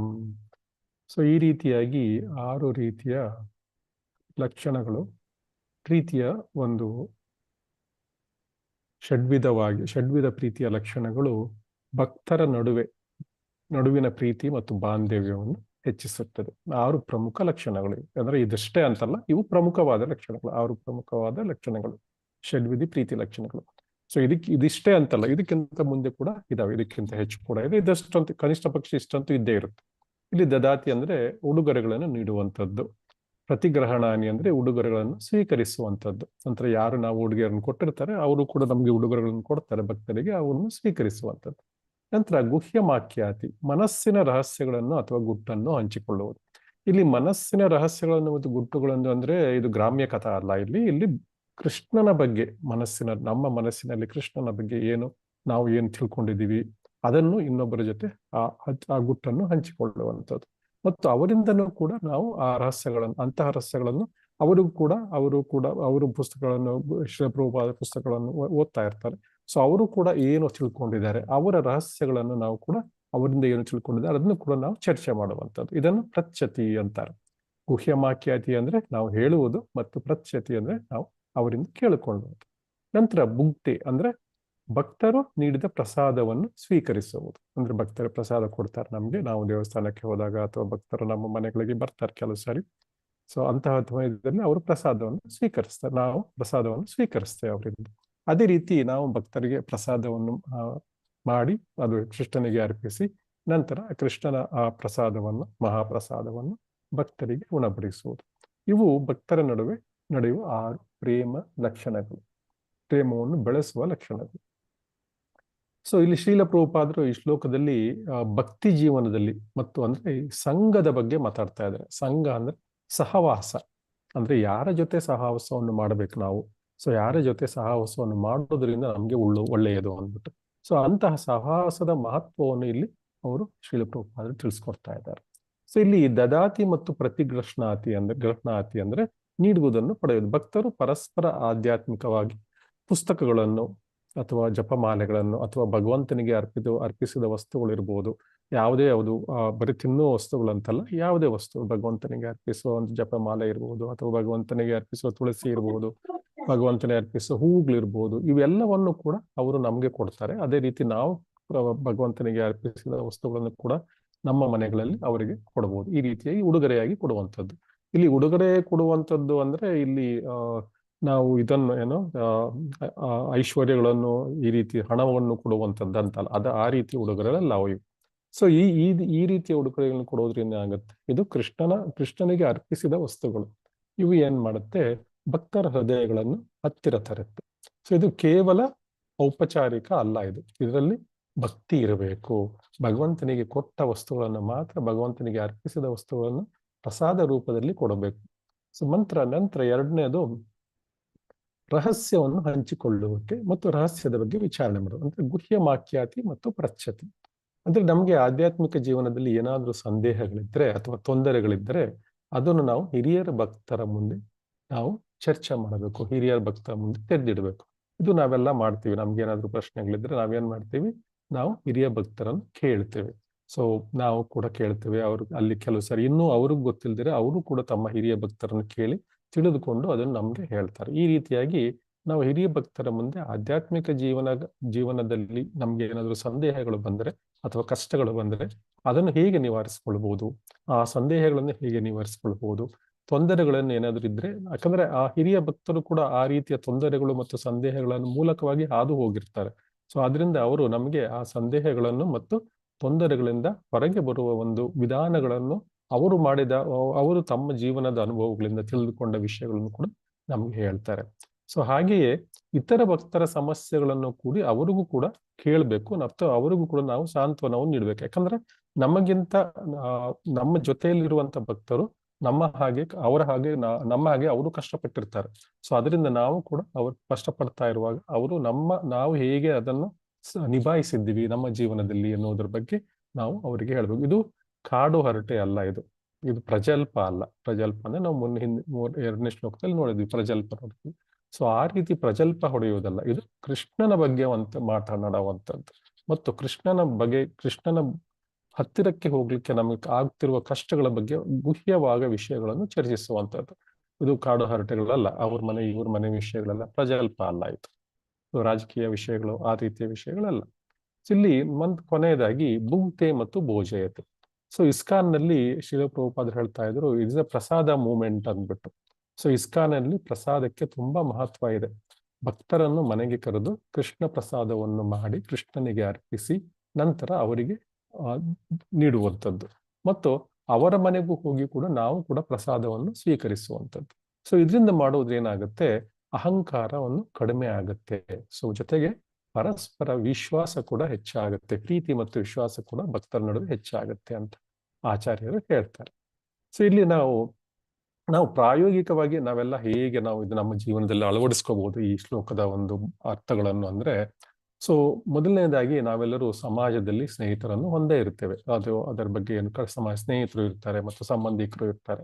ಸೊ ಆದ್ರೆ ಈ ಸ್ನೇಹ ಎಲ್ಲ ಏನಿದೆ ಕೇವಲ ಒಂದು ಸಿನಿಮಾ ನೋಡುವಂಥದ್ದು, ಹೋಟೆಲ್ ತಿಂಡಿಗೆ ತಿನ್ಕೊಂಬರುವಂಥದ್ದು ಅಥವಾ ಯಾವುದೋ ಒಂದು ಇದಕ್ಕೆ ಹೋಗುವಂಥದ್ದು, ಪಿಕ್ನಿಕ್ ಸ್ಪಾಟ್ ಹೋಗಿ ಪಿಕ್ನಿಕ್ ಮಾಡ್ಕೊಂಡ್ ಬರುವಂಥದ್ದು, ಬೆಳಗ್ಗೆ ಹೋಗಿ ಸಂಜೆ ಬರುವಂತ ಪಿಕ್ನಿಕ್ ಮಾಡ್ಕೊಂಡ್ ಬರುವಂಥದ್ದು. ಸೊ ಈ ರೀತಿಯಾಗಿ ಸ್ನೇಹ ಬಲವರ್ಧನೆ ಮಾಡೋ ಬದಲು ಈ ಶ್ಲೋಕದಲ್ಲಿ ಏನ್ ಹೇಳ್ತಾ ಇದ್ದಾರೆ ಅಂದ್ರೆ, ನಾವು ನಮ್ಮ ಸ್ನೇಹದಲ್ಲಿ ಕೃಷ್ಣನನ್ನು ಕೇಂದ್ರವಾಗಿರಿಸ್ಕೊಳ್ಬೇಕು. ಸೊ ಆ ಸ್ನೇಹ ಕೇಂದ್ರ ಸ್ನೇಹವಂತ ಕೃಷ್ಣನ ಸ್ನೇಹ ಒಂದಾದರೆ ಆ ಸ್ನೇಹ ಏನಾಗುತ್ತೆ, ನಮ್ಮನ್ನು ಕೇವಲ ಆಧ್ಯಾತ್ಮಿಕವಾಗಿಯೂ ಕೂಡ ಉದ್ಧರಿಸುತ್ತೆ, ಎಲ್ಲಕ್ಕಿಂತ ಮುಖ್ಯವಾದದ್ದು. ನಂತರ ಈ ಸ್ನೇಹ ಒಂದು ಬಹಳ ದಿನಗಳವರೆಗೆ ನಮ್ಮ ಮಧ್ಯೆ ಉಳ್ಕೊಳ್ಳುತ್ತೆ. ಇದು ಕೇವಲ ಸಿನಿಮಾ ಅಥವಾ ಹೋಟೆಲ್ ತಿಂಡಿಗೆ ಆದ್ರೆ ಯಾವುದೋ ಒಂದು ಸ್ವಲ್ಪ ದುಡ್ಡಿನ ವಿಷಯಕ್ಕೆ ಮತ್ತೆ ಜಗಳಗಳಾಗತ್ತೆ, ಇಲ್ಲ ಏನೋ ಒಂದು ಆಗುತ್ತೆ. ಮತ್ತೆ ಅಲ್ಲಿ ಮಾತಾಡೋದು ಗ್ರಾಮ್ಯ ಕಥೆಗಳು, ಈ ಹೋಟೆಲ್ ಅಲ್ಲಿ ಸಿನಿಮಾಗಳಲ್ಲಿ ಮಾತಾಡೋದು ಏನು ಗ್ರಾಮ್ಯ ಕಥೆಗಳು, ಅಲ್ಲಿ ಭಗವಂತನ ವಿಷಯಗಳು ಹೋಟೆಲ್ ತಿಂಡಿಗಳಲ್ಲಿ ಮಾತಾಡೋದಿಲ್ಲ. ಸೊ ಆದ್ರೆ ನಾವು ಕೃಷ್ಣನನ್ನು ಮಧ್ಯದಲ್ಲಿ ಇದ್ದುಕೊಂಡು ನಾವು ಪರಸ್ಪರ ಮನೆಗಳಿಗೆ ಕರೆದು ಭಕ್ತರನ್ನು ಅವರಿಗೆ ನಾವು ಪ್ರಸಾದವನ್ನು ಹಂಚುವುದರಿಂದ ಅಥವಾ ಅವರ ಮನೆಗಳಿಗೆ ಹೋಗಿ ಪ್ರಸಾದವನ್ನು ತಿನ್ನುವುದರಿಂದ, ಸೊ ಈ ಹೋಟೆಲ್ ತಿಂಡಿ ಮಾಡೋದು ಬೇಡ. ಸೊ ನಾವು ಆ ಪ್ರಸಾದಗಳನ್ನು ಕೊಟ್ಟು ಹಂಚಿಕೊಳ್ಳೋದ್ರಿಂದ ಈ ಸ್ನೇಹ ಮುಂದುವರ್ಕೊಂಡು ಹೋಗುತ್ತೆ ಮತ್ತು ಆಧ್ಯಾತ್ಮಿಕವಾಗಿ ಕೂಡ ಎಲ್ಲರನ್ನ ಉದ್ಧಾರ ಮಾಡುತ್ತೀರಿ. ಸೊ ಈ ರೀತಿಯಾಗಿ ನಾವು ಸ್ನೇಹದ ಬಲವರ್ಧನೆಯನ್ನು ಮಾಡ್ಕೋಬಹುದು. ನಂತರ ಅಸತ್ಸಂಗ ತ್ಯಾಗ. ಈ ಲೌಕಿಕ ವಿಷಯಗಳನ್ನು ಚರ್ಚೆ ಮಾಡ್ತಾ ಇದ್ದಾರಲ್ಲ, ಅವರ ಜೊತೆಗೆ ನಾವು ಈ 6 ರೀತಿಯ ಸಂಬಂಧಗಳನ್ನು ಇಟ್ಕೊಂಡ್ರೆ ಏನಾಗುತ್ತೆ ನಮ್ಗೆ ಅಂದ್ರೆ ನಮ್ಮ ಭಕ್ತಿ ಕ್ಷೀಣಿಸುತ್ತೆ. ಆದ್ರಿಂದ ಈ ಪ್ರೀತಿಯ ಲಕ್ಷಣಗಳೇನಿದೆ, ನಾವು ಯಾವಾಗಲೂ ಕೂಡ ಶುದ್ಧ ಭಕ್ತರೊಂದಿಗೆ ಈ ಪ್ರೀತಿಯ 6 ಲಕ್ಷಣಗಳು ನಾವು ಈಗ ಚರ್ಚೆ ಮಾಡ್ತಾ ಇದ್ದೀವಿ ಈ ಶ್ಲೋಕದಲ್ಲಿ, ಈ ಪ್ರೀತಿಯ 6 ಶುದ್ಧ ಲಕ್ಷಣಗಳನ್ನು ನಾವು ಭಕ್ತರೊಂದಿಗೆ ಮಾತ್ರ ಹಂಚಿಕೊಳ್ಳಬೇಕು. ಲೌಕಿಕ ಜನಗಳ ಜೊತೆ ನಾವು ಹಂಚಿಕೊಂಡ್ರೆ ಏನಾಗುತ್ತೆ, ನಾವು ಏನಾಗುತ್ತೆ, ನಮ್ಮ ಭಕ್ತಿ ಕ್ಷೀಣವಾಗುತ್ತಾ ಹೋಗುತ್ತೆ. ನಂತರ 3ನೇದಾಗಿ ಈ ಶ್ಲೋಕದಲ್ಲಿ ಸಮುದಾಯದ ಬೆಳವಣಿಗೆ, ಅಂದ್ರೆ ನಮ್ಮ ಭಕ್ತ ಸಮುದಾಯವು ಹೇಗೆ ಬಲವಾಗಬೇಕು ಅಂದ್ರೆ ಈ 6 ಲಕ್ಷಣಗಳು ತುಂಬಾ ಮುಖ್ಯವಾದ ಒಂದು ದಾರಿಯನ್ನು ನಮ್ಗೆ ತೋರಿಸ್ಕೊಡ್ತವೆ. ಸೊ ಒಬ್ಬರಿಗೊಬ್ಬರು ಸಹಾಯ ಮಾಡ್ತಾರೆ, ಒಬ್ಬರೊಬ್ಬರು ಪ್ರಸಾದವನ್ನು ಹಂಚ್ಕೊಳ್ತಾರೆ. ಸೊ ನಾವು ಭಕ್ತರ ಮಧ್ಯೆ ಯಾವಾಗ ಒಬ್ಬರೊಬ್ಬರು ಸಹಾಯ ಮಾಡ್ಕೋತಾರೆ, ಒಬ್ಬರೊಬ್ರು ಹಂಚ್ಕೋತಾರೆ, ಕಷ್ಟ ಸುಖಗಳನ್ನು ಹಂಚ್ಕೋತಾರೆ, ಪ್ರಸಾದಗಳನ್ನು ಹಂಚ್ಕೋತಾರೆ, ಆವಾಗ ಏನ್ ಮಾಡ್ತಾರೆ, ಭಗವಂತ ಅಲ್ಲೇ ಬಂದು ನೆಲೆಸ್ತಾನಂತೆ. ಯಾಕಂದ್ರೆ ನಾವು ಭಗವಂತನ ಬಗ್ಗೆ ಮಾತಾಡ್ತಾ ಇದೀವಲ್ವಾ, ಅದರಿಂದ ಭಗವಂತ ಬಂದು ಅಲ್ಲಿ ನೆಲೆಸ್ತಾನೆ. ಮತ್ತು ಏನ್ ಮಾಡ್ತೇವೆ ನಾವು, ಭಗವಂತನಿಗೆ ಭಕ್ತರು ಪ್ರೀತಿ ಪಾತ್ರರು. ಸೊ ಅಂತ ಪ್ರೀತಿ ಪಾತ್ರರಾದ ಭಕ್ತರ ಬಗ್ಗೆ ಭಕ್ತರ ನಡುವೆ ಅವರಿಗೆ ನಾವು ಸಹಾಯವನ್ನು ಮಾಡ್ತಾ ಇದ್ದೀವಿ. ಆದ್ರಿಂದ ಭಗವಂತ ಸುಪ್ರೀತನಾಗ್ತಾನೆ. ಸೊ ಭಗವಂತ ಅಲ್ಲಿ ಆವಿರ್ಭವಿಸ್ತಾನೆ. ಸೊ ಹಾಗಾದ್ರೆ ನಮ್ಮ ಭಕ್ತಿ ಬೆಳಿಬೇಕಾದ್ರೆ ನಾವು ಏಕಾಂಕಿಯಾಗಿ ಇರಬಾರ್ದು ಅಂತ ಆಚಾರ್ಯರು ಶ್ರೀಲ ಪ್ರಭುಪಾದರು ಹೇಳ್ತಾರೆ. ಸಾಧು ಸಂಘ ಏನಿದೆ, ಇದು ಅತ್ಯಂತ ಈ ಶ್ಲೋಕದಲ್ಲಿ ಎಲ್ಲಕ್ಕಿಂತ ಮುಖ್ಯವಾಗಿ ಈ 6 ಲಕ್ಷಣಗಳನ್ನೇನಿದೆ, ಇದು ಸಾಧು ಸಂಘದ ಬಗ್ಗೆ ಹೇಳ್ತಾ ಇದೆ. 6 ಪ್ರಕ್ರಿಯೆಗಳು ಕೂಡ ನಮ್ಮ ಹೃದಯದಲ್ಲಿ ನೆಲೆಸಿರುವ ಲೌಕಿಕ ಕಲ್ಮಶಗಳನ್ನೆಲ್ಲ ತೊಳೆದ್ಬಿಟ್ಟು ಭಕ್ತರ ನಡುವೆ ದಿವ್ಯವಾದ ಪ್ರೀತಿಯನ್ನು ಮೂಡಿಸುತ್ತೆ. ನಮ್ಗೇನಾಗುತ್ತೆ, ನಾವು ಭಕ್ತರ ಸಂಘದಲ್ಲಿದ್ರೆ, ಭಕ್ತರ ಬಗ್ಗೆ ಕೃಷ್ಣನ ಬಗ್ಗೆ ಮಾತಾಡ್ಕೊಂಡು ಭಕ್ತರ ಸಂಘದಲ್ಲಿದ್ರೆ ಏನಾಗುತ್ತೆ, ಚೇತೋದರ್ಪಣ ಮಾರ್ಜನಂ ಆಗುತ್ತೆ. ಚೇತೋದರ್ಪಣ ಮಾರ್ಜನಂ ದಾವಾಗ್ನಿ ನಿರ್ವಾಪನಂ ಶ್ರೇಯ ಕೈರವ ಚಂದ್ರಿಕಾ ವಿತರಣ ವಿದ್ಯಾವಧು ಜೀವನಂ ಆನಂದಾಂಬುದಿ ವರ್ಧನಂ ಪ್ರತಿಪದಂ ಪೂರ್ಣಾಮೃತ ಸಾಧನಂ. ಸೊ ನಾವು ಈ ರೀತಿ ಮಾಡೋದ್ರಿಂದ ಆನಂದಾಂಬುದಿ ವರ್ಧನಂ, ಆನಂದ ನಮಗೆ ವರ್ಧನೆ ಆಗ್ತಾ ಹೋಗುತ್ತೆ. ಸೊ ಈ ರೀತಿಯಾಗಿ ನಾವು ನಾವು ಏಕಾಂಕಿಯಾಗಿ ಇರಬಾರ್ದು, ಭಕ್ತರ ಮಧ್ಯದಲ್ಲಿ ಇರಬೇಕು ಮತ್ತು ಸಾಧು ಸಂಘವನ್ನು ಬೆಳೆಸಬೇಕು ನಾವು ಅಂತ ಶ್ರೀಲ ಪ್ರಭುಪಾದರು ಹೇಳ್ತಾರೆ. ನಂತರ ಇನ್ನು ಮುಂದೆ ನೋಡೋದಂದ್ರೆ ಇತರ ಭಕ್ತರೊಂದಿಗೆ ಸೇವಾ ಕಾರ್ಯಗಳನ್ನು ಹೇಗೆ ಮಾಡಬೇಕು ಎನ್ನುವುದನ್ನು ಈ ಶ್ಲೋಕದಲ್ಲಿ ಶ್ರೀಲ ಗೋಸ್ವಾಮಿಯವರು, ರೂಪ ಗೋಸ್ವಾಮಿಯವರು ಹೇಳ್ತಾರೆ. ಭಕ್ತರಿಗೆ ದಾನವನ್ನು ಕೊಡುವಂಥದ್ದು, ಇದರ ಪ್ರತಿಯಾಗಿ ಭಕ್ತರು ಕೊಟ್ಟದ್ದನ್ನು ಸ್ವೀಕರಿಸುವುದು, ಭಕ್ತರಿಗೆ ನಮ್ಮ ಮನಸ್ಸನ್ನು ಬಿಚ್ಚಿ ಹೇಳುವುದು, ಅವರಿಂದ ಭಗವಂತನಿಗೆ ರಹಸ್ಯವಾಗಿ ಸಲ್ಲಿಸುವ ಸೇವೆಯ ಬಗ್ಗೆ ಕೇಳಿ ತಿಳಿದುಕೊಳ್ಳುವಂಥದ್ದು, ಭಕ್ತರು ನೀಡಿದ ಪ್ರಸಾದವನ್ನು ಸ್ವೀಕರಿಸುವುದು ಮತ್ತು ಪ್ರಸಾದವನ್ನು ತಿನ್ನಿಸುವುದು. ಗುಹ್ಯಮಾಖ್ಯಾತಿ ಪರಿಚ್ಛತಿ ಅಂದ್ರೆ ಅನುಭವಿಯಾದ ಭಕ್ತನು ವಿವರವಾಗಿ ತಿಳಿ ಹೇಳುತ್ತಾನೆ ಮತ್ತು ಅನುಭವ ಇಲ್ಲದ ಭಕ್ತನು ಅವನಿಂದ ಅನುಭವಿಯಾದ ಭಕ್ತನಿಂದ ಕೇಳಿ ತಿಳ್ಕೊತಾನೆ. ನಂತರ ಭುಂಕ್ತೆ ಭೋಜಯತೆ ಚೈವ, ಭಗವಂತನಿಗೆ ನೈವೇದ್ಯ ಮಾಡಿ ಕೊಟ್ಟ ಪ್ರಸಾದವನ್ನು ನಾವು ಭಕ್ತರಿಗೆ ಹಂಚಿದಾಗ ಏನಾಗುತ್ತೆ, ಆ ಪ್ರಸಾದವನ್ನು ನಾವು ಶುದ್ಧ ಭಕ್ತರ ಮೂಲಕ ದೊರೆತ ಅನುಗ್ರಹ ಅಂತ ತಿಳಿದುಕೊಂಡು ಅದನ್ನು ನಾವು ಉಪಯೋಗಿಸ್ಕೋತೇವೆ. ನಮ್ಮ ಜೀವನದಲ್ಲಿ ನಾವು ಸ್ವೀಕರಿಸ್ತೇವೆ ನಾವು ಅದನ್ನು ಸ್ವೀಕರಿಸಿ ಅದನ್ನು ನಾವು ಸೇವಿಸ್ತೇವೆ. ನಾವು ಈ ರೀತಿಯಾಗಿ ಭಗವಂತನಿಗೆ ಕೊಟ್ಟ ಪ್ರಸಾದವನ್ನು ಸೇವಿಸುವುದರಿಂದ ನಮಗೆ ಚೇತೋದರ್ಪಣ ಮಾರ್ಜನ ಆಗುತ್ತೆ. ಅದೇ ರೀತಿ ನಾವು ಶುದ್ಧ ಭಕ್ತರನ್ನು ನಮ್ಮ ಮನೆಗೆ ಕರ್ಕೊಂಡ್ ಬರಬೇಕು, ಅವರಿಗೆ ಪ್ರಸಾದವನ್ನು ನೀಡಬೇಕು, ಅವರನ್ನು ಕೂಡ ಎಲ್ಲರಿಂದಲೂ ತಪ್ಪಿಸಪಡಿಸ್ಬೇಕು. ನಾವು ಕೂಡ ಅವರ ಮನೆಗಳಿಗೆ ಹೋಗ್ಬೇಕು ಅವರು ಕರೆದಾಗ. ಸೊ ಸಂಜಾಯತೆ ಕಾಮ, ಭಗವದ್ಗೀತೆಯಲ್ಲಿ 2ನೇ ಅಧ್ಯಾಯದಲ್ಲಿ 62ನೇ ಶ್ಲೋಕ ಇದೆ. ಅಂದ್ರೆ ಯಾವ ಜನಗಳ ಸಹವಾಸ ಮಾಡುತ್ತಾರೆ ಆ ರೀತಿಯಾಗಿ ಆತನ ಆಸೆ ಆಶೋತ್ತರಗಳು ಬೆಳೀತವೆ. ಸೊ ಅಂದ್ರೆ ಕೆಲವರು ನಾವು ಚಿಕ್ಕಂದಲ್ಲಿ ಕೂಡ ನೋಡಿದೀವಿ, ಅಂದ್ರೆ ನಾವು ಹಾಸ್ಟೆಲ್ಗಳಲ್ಲಿ ಯಾರ್ಯಾರು ಇರ್ತಾರೆ ಅವ್ರಿಗೆಲ್ಲ ಗೊತ್ತು, ಯಾರ್ಯಾರು ಇವರು ಗಲಾಟೆ ಮಾಡೋರು, ಕುಡಿಯೋರು ಇರ್ತಾರೆ, ಅಂತವರ ಆ ಸಹವಾಸಗಳೇ ಬೆಳಗಿಸ್ಕೊತಾರ. ಅವರು ಯಾರು ಓದೋರು ಹುಡುಗರ ಜೊತೆ ಇರ್ತಾರೆ, ಅವ್ರು ಓದ್ತಾನೆ ಇರ್ತಾರೆ, ಅವರ ಸಹವಾಸ ಹಂಗಿರುತ್ತೆ. ಸೊ ಈ ರೀತಿಯಾಗಿ ನಾವು ಚಿಕ್ಕಂದಲ್ಲಿ ಏನ್ ನೋಡಿದ್ವಿ ಅದು ಕೂಡ ಇಲ್ಲೂ ಕೂಡ ಅದೇ ನಾವು ಅನುಭವಕ್ಕೆ ಬರುತ್ತೆ ನಮ್ಗೆ. ಸೊ ಅಂದ್ರೆ ನಾವು ಯಾರ ಸಹವಾಸವನ್ನು ಮಾಡುತ್ತೇವೆ ಆ ರೀತಿಯ ಒಂದು ಸಂಘವನ್ನು, ಆ ರೀತಿಯ ಒಂದು ಗುಣಲಕ್ಷಣಗಳನ್ನು ನಮ್ಮಲ್ಲಿ ಬೆಳೆಸ್ಕೊಳ್ತೇವೆ. ನಾವು ಭಕ್ತರ ಸಂಘ ಮಾಡಿದ್ರೆ, ಸದಾ ಕೃಷ್ಣನ ನೆನಪು ಮಾಡ್ಕೊತಾ ಇದ್ರೆ, ಕೃಷ್ಣನಲ್ಲಿರುವ ಏನಿದೆ ಗುಣಗಳೇನಿವೆ ನಮ್ಮಲ್ಲಿ ಬೆಳ್ಕೊಳ್ಳುತ್ತೇವೆ. ಸೊ ಯಾವಾಗ ಕೃಷ್ಣನಲ್ಲಿರೋ ಗುಣಗಳು ನಮ್ಮಲ್ಲಿ ಬೆಳ್ಕೊಳ್ಳಿಕ್ಕೆ ಶುರುವಾಗುತ್ತೆ, ಎಲ್ಲಿ ಕೃಷ್ಣನ ಗುಣಗಳು ಕಾಣ್ತವೆ ಅಲ್ಲೆಲ್ಲ ದೇವತೆಗಳು ವಾಸ ಮಾಡ್ತಾರಂತೆ. ಅಂದ್ರೆ ನಾವು ನಾವು ಯಾವಾಗ್ಲೂ ಒಂದು ಭಕ್ತರ ಸಂಘದಲ್ಲಿದ್ದರೆ ಅಲ್ಲಿ ದೇವತೆಗಳು ಕೂಡ ಬರ್ಲಿಕ್ಕೆ ಬಂದು ಭಕ್ತರ ಮಧ್ಯೆ ಇರ್ಲಿಕ್ಕೆ ಇಷ್ಟಪಡ್ತಾರಂತೆ. ಯಾಕಂದ್ರೆ ಅವರಿಗೆ ಭಗವಂತನ ನಾಮಸ್ಮರಣೆ ಕೇಳಿಸ್ತಾ ಇದೆ, ಅಲ್ಲಿ ಭಗವಂತನ ಪ್ರಸಾದ ಬಗ್ಗೆ ಮಾತಾಡ್ತಾ ಇದ್ವಿ, ಭಗವಂತನ ಸೇವೆ ಮಾಡುವಂತ ವಿಷಯಗಳ ಬಗ್ಗೆ ಮಾತಾಡ್ತಾ ಇದ್ವಿ. ಅದರಿಂದ ನಾವು ಸಾಮಾನ್ಯ ಮನುಷ್ಯನು ಭಕ್ತರ ಸೇವೆ ಮಾಡಿದ್ರು ಕೂಡ ಆ ಸಾಮಾನ್ಯ ಮನುಷ್ಯನ ಕೃಷ್ಣ ಪ್ರಜ್ಞೆ ಜಾಗೃತೆಗೊಳಿಸುತ್ತೆ. ಸೊ ಅದರಿಂದ ಕೃಷ್ಣ ಪ್ರಜ್ಞೆ ಪ್ರತಿಯೊಂದು ಜೀವಿ ಕೂಡ ಒಳಗಡೆನೆ ಇದೆ. ನಾವೇನು ಹೊಸದಾಗಿ ಹುಟ್ಟು ಹಾಕುವ ಅವಶ್ಯಕತೆ ಏನಿಲ್ಲ, ಅದನ್ನು ಕೇವಲ ಸ್ವಲ್ಪ ಪಾಲಿಶ್ ಮಾಡ್ಬೇಕಷ್ಟೆ. ಸೊ ಅದರಿಂದ ಕೃಷ್ಣ ಪ್ರಜ್ಞೆ ತಂತಾನೆ ಮುಂದುವರಿಯುತ್ತೆ. ಈ ರೀತಿಯಾಗಿ ಗುಹ್ಯ ಮಾಕ್ಯತಿ ಪ್ರಚ್ಚಾತಿ ಭುಂಕ್ತೆ ಭೋಜಯತೆ ಚೈವ ಸಂಗಾತ್ ಸಂಜಾಯತೆ ಕಾಮ. ಸೊ ನಂತರ ಮುಂದುವರಿಸ್ಕೊಂಡು ಕೃಷ್ಣ ಪ್ರಜ್ಞೆಯನ್ನು ಶ್ರೀಲ ಪ್ರಭುಪಾದರು ಹೇಳ್ತಾರೆ, ಕೃತಕವಾಗಿ ಯಾರ ಮೇಲೂ ಹೇರಿಲ್ಲ, ಅದು ಈಗಾಗ್ಲೇ ಆಗ್ಲೇ ಇದ್ದೆ. ನಿತ್ಯ ಸಿದ್ಧ ಕೃಷ್ಣ ಪ್ರೇಮ ಸಾಧ್ಯ ಕಬುನಯ ಶ್ರವಣಾದಿ ಚಿತ್ತಕರೆಯೇ ಉದಯ. ಚೈತನ್ಯ ಚರಿತಾಮೃತದ ಮಧ್ಯ ಲೀಲೆಯಲ್ಲಿ ಹೇಳಿದ ಇದು. ಅಂದ್ರೆ ಕೃಷ್ಣನ ಬಗ್ಗೆ ಶುದ್ಧ ಪ್ರೇಮವು ಜೀವಿಗಳ ಹೃದಯಗಳಲ್ಲಿ ಶಾಶ್ವತವಾಗಿ ಆಲ್ರೆಡಿ ಬೇರೂರ್ಕೊಂಡಿದೆ, ಬೇರೆಯಿಂದ ಪಡ್ಕೊಳ್ಳೋ ಅವಶ್ಯಕತೆ ಇಲ್ಲ, ಅಲ್ಲಿ ಆಲ್ರೆಡಿ ಇದೆ. ಅದು ಪ್ರತಿಯೊಬ್ಬ ಜೀವಿಯ ಹೃದಯದಲ್ಲೂ ಕೂಡ, ಅದು ಕೇವಲ ನಮ್ಮ ಮನುಷ್ಯರ ಜೀವನದಲ್ಲೇ ಅಂತಲ್ಲ, ಎಲ್ಲ ಪ್ರತಿ ಪಕ್ಷಿ ಪ್ರಾಣಿ ಎಲ್ಲ ಜೀವಿಗಳಲ್ಲಿ ಶಾಶ್ವತವಾಗಿದೆ. ಅದು ಕೃಷ್ಣ ಬಗ್ಗೆ ಶುದ್ಧ ಪ್ರೇಮ ಇದೆ. ಆಗದೆ ಅದು ಅವುಗಳ ಕಾನ್ಶಿಯಸ್ನೆಸ್ ನಮಗಿಂತ ಚೈತನ್ಯ ನಮಗಿಂತ ಕಡಿಮೆ ಇರೋದ್ರಿಂದ ಅವರಿಗೆ ಅದರ ಅರಿವು ಆಗ್ತಾ ಇಲ್ಲ. ಆದ್ರೆ ನಾವು ಮನುಷ್ಯರು ಕೂಡ ಅದೇ ರೀತಿ ಬದುಕಿದ್ರೆ ಅದರಿಂದ ಏನೂ ಪ್ರಯೋಜನ ಇಲ್ಲ. ಅದರಿಂದ ನಾವು ಹೃದಯವು ಶ್ರವಣ ಜಪಗಳಿಂದ ನಾವು ಪರಿಶುದ್ಧ ಮಾಡ್ಕೋಬೇಕು. ಯಾಕಂದ್ರೆ ನಮಗೆ ಶ್ರವಣ ಮಾಡ್ಲಿಕ್ಕೆ ಮತ್ತು ಜಪ ಮಾಡ್ಲಿಕ್ಕೆ ಅನುಕೂಲ ಮಾಡಿಕೊಟ್ಟಿದ್ದಾನೆ ಭಗವಂತ ಮನುಷ್ಯ ಜೀವನದಲ್ಲಿ. ಸೊ ಅಂತಹ ಜೀವನವನ್ನು ನಾವು, ಈ ಮನುಷ್ಯ ಜೀವನವನ್ನು ನಾವು ಒಳ್ಳೆಯ ಉದ್ದೇಶಕ್ಕಾಗಿ, ಅಂದ್ರೆ ಕೃಷ್ಣ ಬಗ್ಗೆ ಶುದ್ಧ ಪ್ರೇಮವನ್ನು ಬೆಳೆಸ್ಕೊಳ್ಳಿಕ್ಕೆ ನಾವು ಉಪಯೋಗ ಪಡಿಸ್ಕೊಳ್ಬೇಕು. ನಂತರ ನಾವು ಶಿಕ್ಷಾಷ್ಟಕದ ಮೊದಲ ಶ್ಲೋಕವನ್ನು ನಾವು ನೋಡಿದ್ವಿ ಈಗಾಗಲೇ. ಅಂದ್ರೆ ಕೃಷ್ಣ ಸಂಕೀರ್ತನೆಗೆ ಜಯವಾಗಲಿ, ಇದು ವರ್ಷಗಳಿಂದ ಹೃದಯದಲ್ಲಿ ನುಡಿದ ಧೂಳೆಲ್ಲ ಎಲ್ಲ ಕೊಡವು ಹಾಕುತ್ತೆ ಮತ್ತು ಬದ್ಧ ಜೀವನದ ಮತ್ತೆ ಮತ್ತೆ ಆಗುವ ಜನನ ಮರಣಗಳ ಬೆಂಕಿಯನ್ನು ಆರಿಸುತ್ತೆ. ಚೇತೋ ದರ್ಪಣ ಮಾರ್ಜನಂ ಭವದಾಹಾಗ್ನಿ ನಿರ್ವಾಪಣಂ. ಮಹಾದಾವಾಗ್ನಿ ಇದು, ಭವ ಮಹಾದಾವಾಗ್ನಿ ಅಂದ್ರೆ ಇದು ಜನನ ಮರಣಗಳ ಬೆಂಕಿ, ಅದನ್ನು ನಿರ್ವಾಪಣಂ, ಅದನ್ನು ಆರಿಸುತ್ತದೆ. ನಂತರ ಈ ಸಂಕೀರ್ತನದ ಆಂದೋಳನದಿಂದ ಇಡೀ ಮಾನವ ಕುಲಕ್ಕೆ ಒಂದು ದೊಡ್ಡ ವರ. ಶ್ರೀ ಚೈತನ್ಯ ಮಹಾಪ್ರಭುಗಳು ಯಾವುದೂ ದೊಡ್ಡ ದೊಡ್ಡ ಪುಸ್ತಕಗಳನ್ನು ಬರೆದಿಲ್ಲ, ಅವರು ಕೇವಲ ಈ 8 ಶ್ಲೋಕಗಳನ್ನು ಕೊಟ್ಟಿದ್ದಾರೆ ಅಷ್ಟು ಶಿಷ್ಟಾಷ್ಟಕಂ ಅಷ್ಟೇ. ಅದು ನಾವು ಇದು ದೊಡ್ಡ ವರ ನಮ್ಗೆ. ಇದನ್ನು ನಾವು ಚೆನ್ನಾಗಿ ಅರ್ಥ ಮಾಡ್ಕೊಂಡ್ರೆ ಸಾಕು. ಏಕೆಂದ್ರೆ ಇದು ಏನಿದೆ, ದೈವಾನುಗ್ರಹ ಎಂಬ ಚಂದ್ರನ ಕಿರಣಗಳನ್ನು ಪ್ರಸಾರ ಮಾಡುತ್ತೆ ಕೃಷ್ಣನ ನಾಮಗಳು.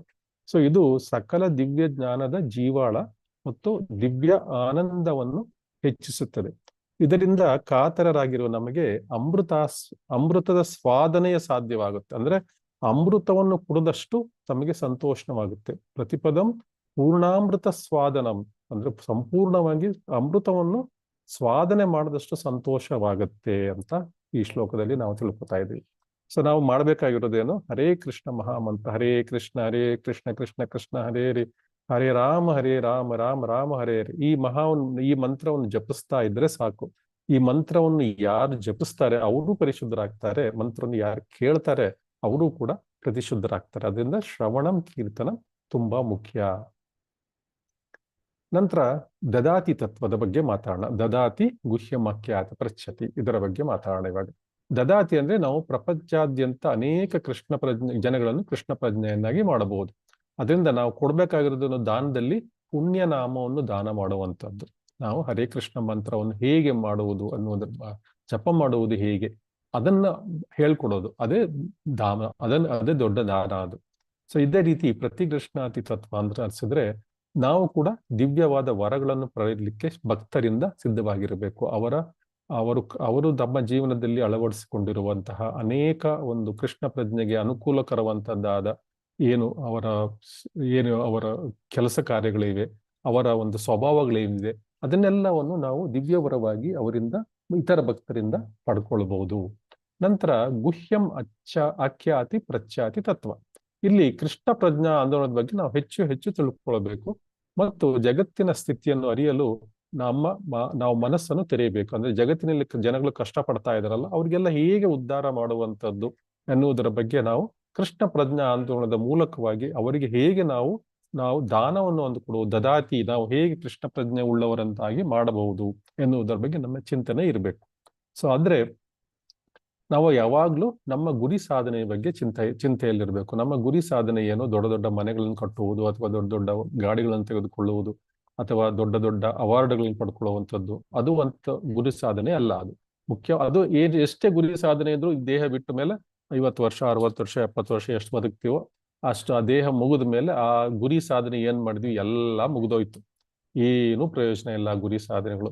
ಸೊ ನಾವು ಇಷ್ಟೇ ಜೀವನದಲ್ಲಿ 70-80 ವರ್ಷ ಜೀವನದಲ್ಲಿ ಏನ್ ಬದುಕ್ತೇವೆ, ಆ ಗುರಿಗಳನ್ನು ಸಾಧನೆ ಮಾಡ್ಲಿಕ್ಕೆ ನಮ್ಗೆ 40 ವರ್ಷ 50 ವರ್ಷ ಬೇಕು.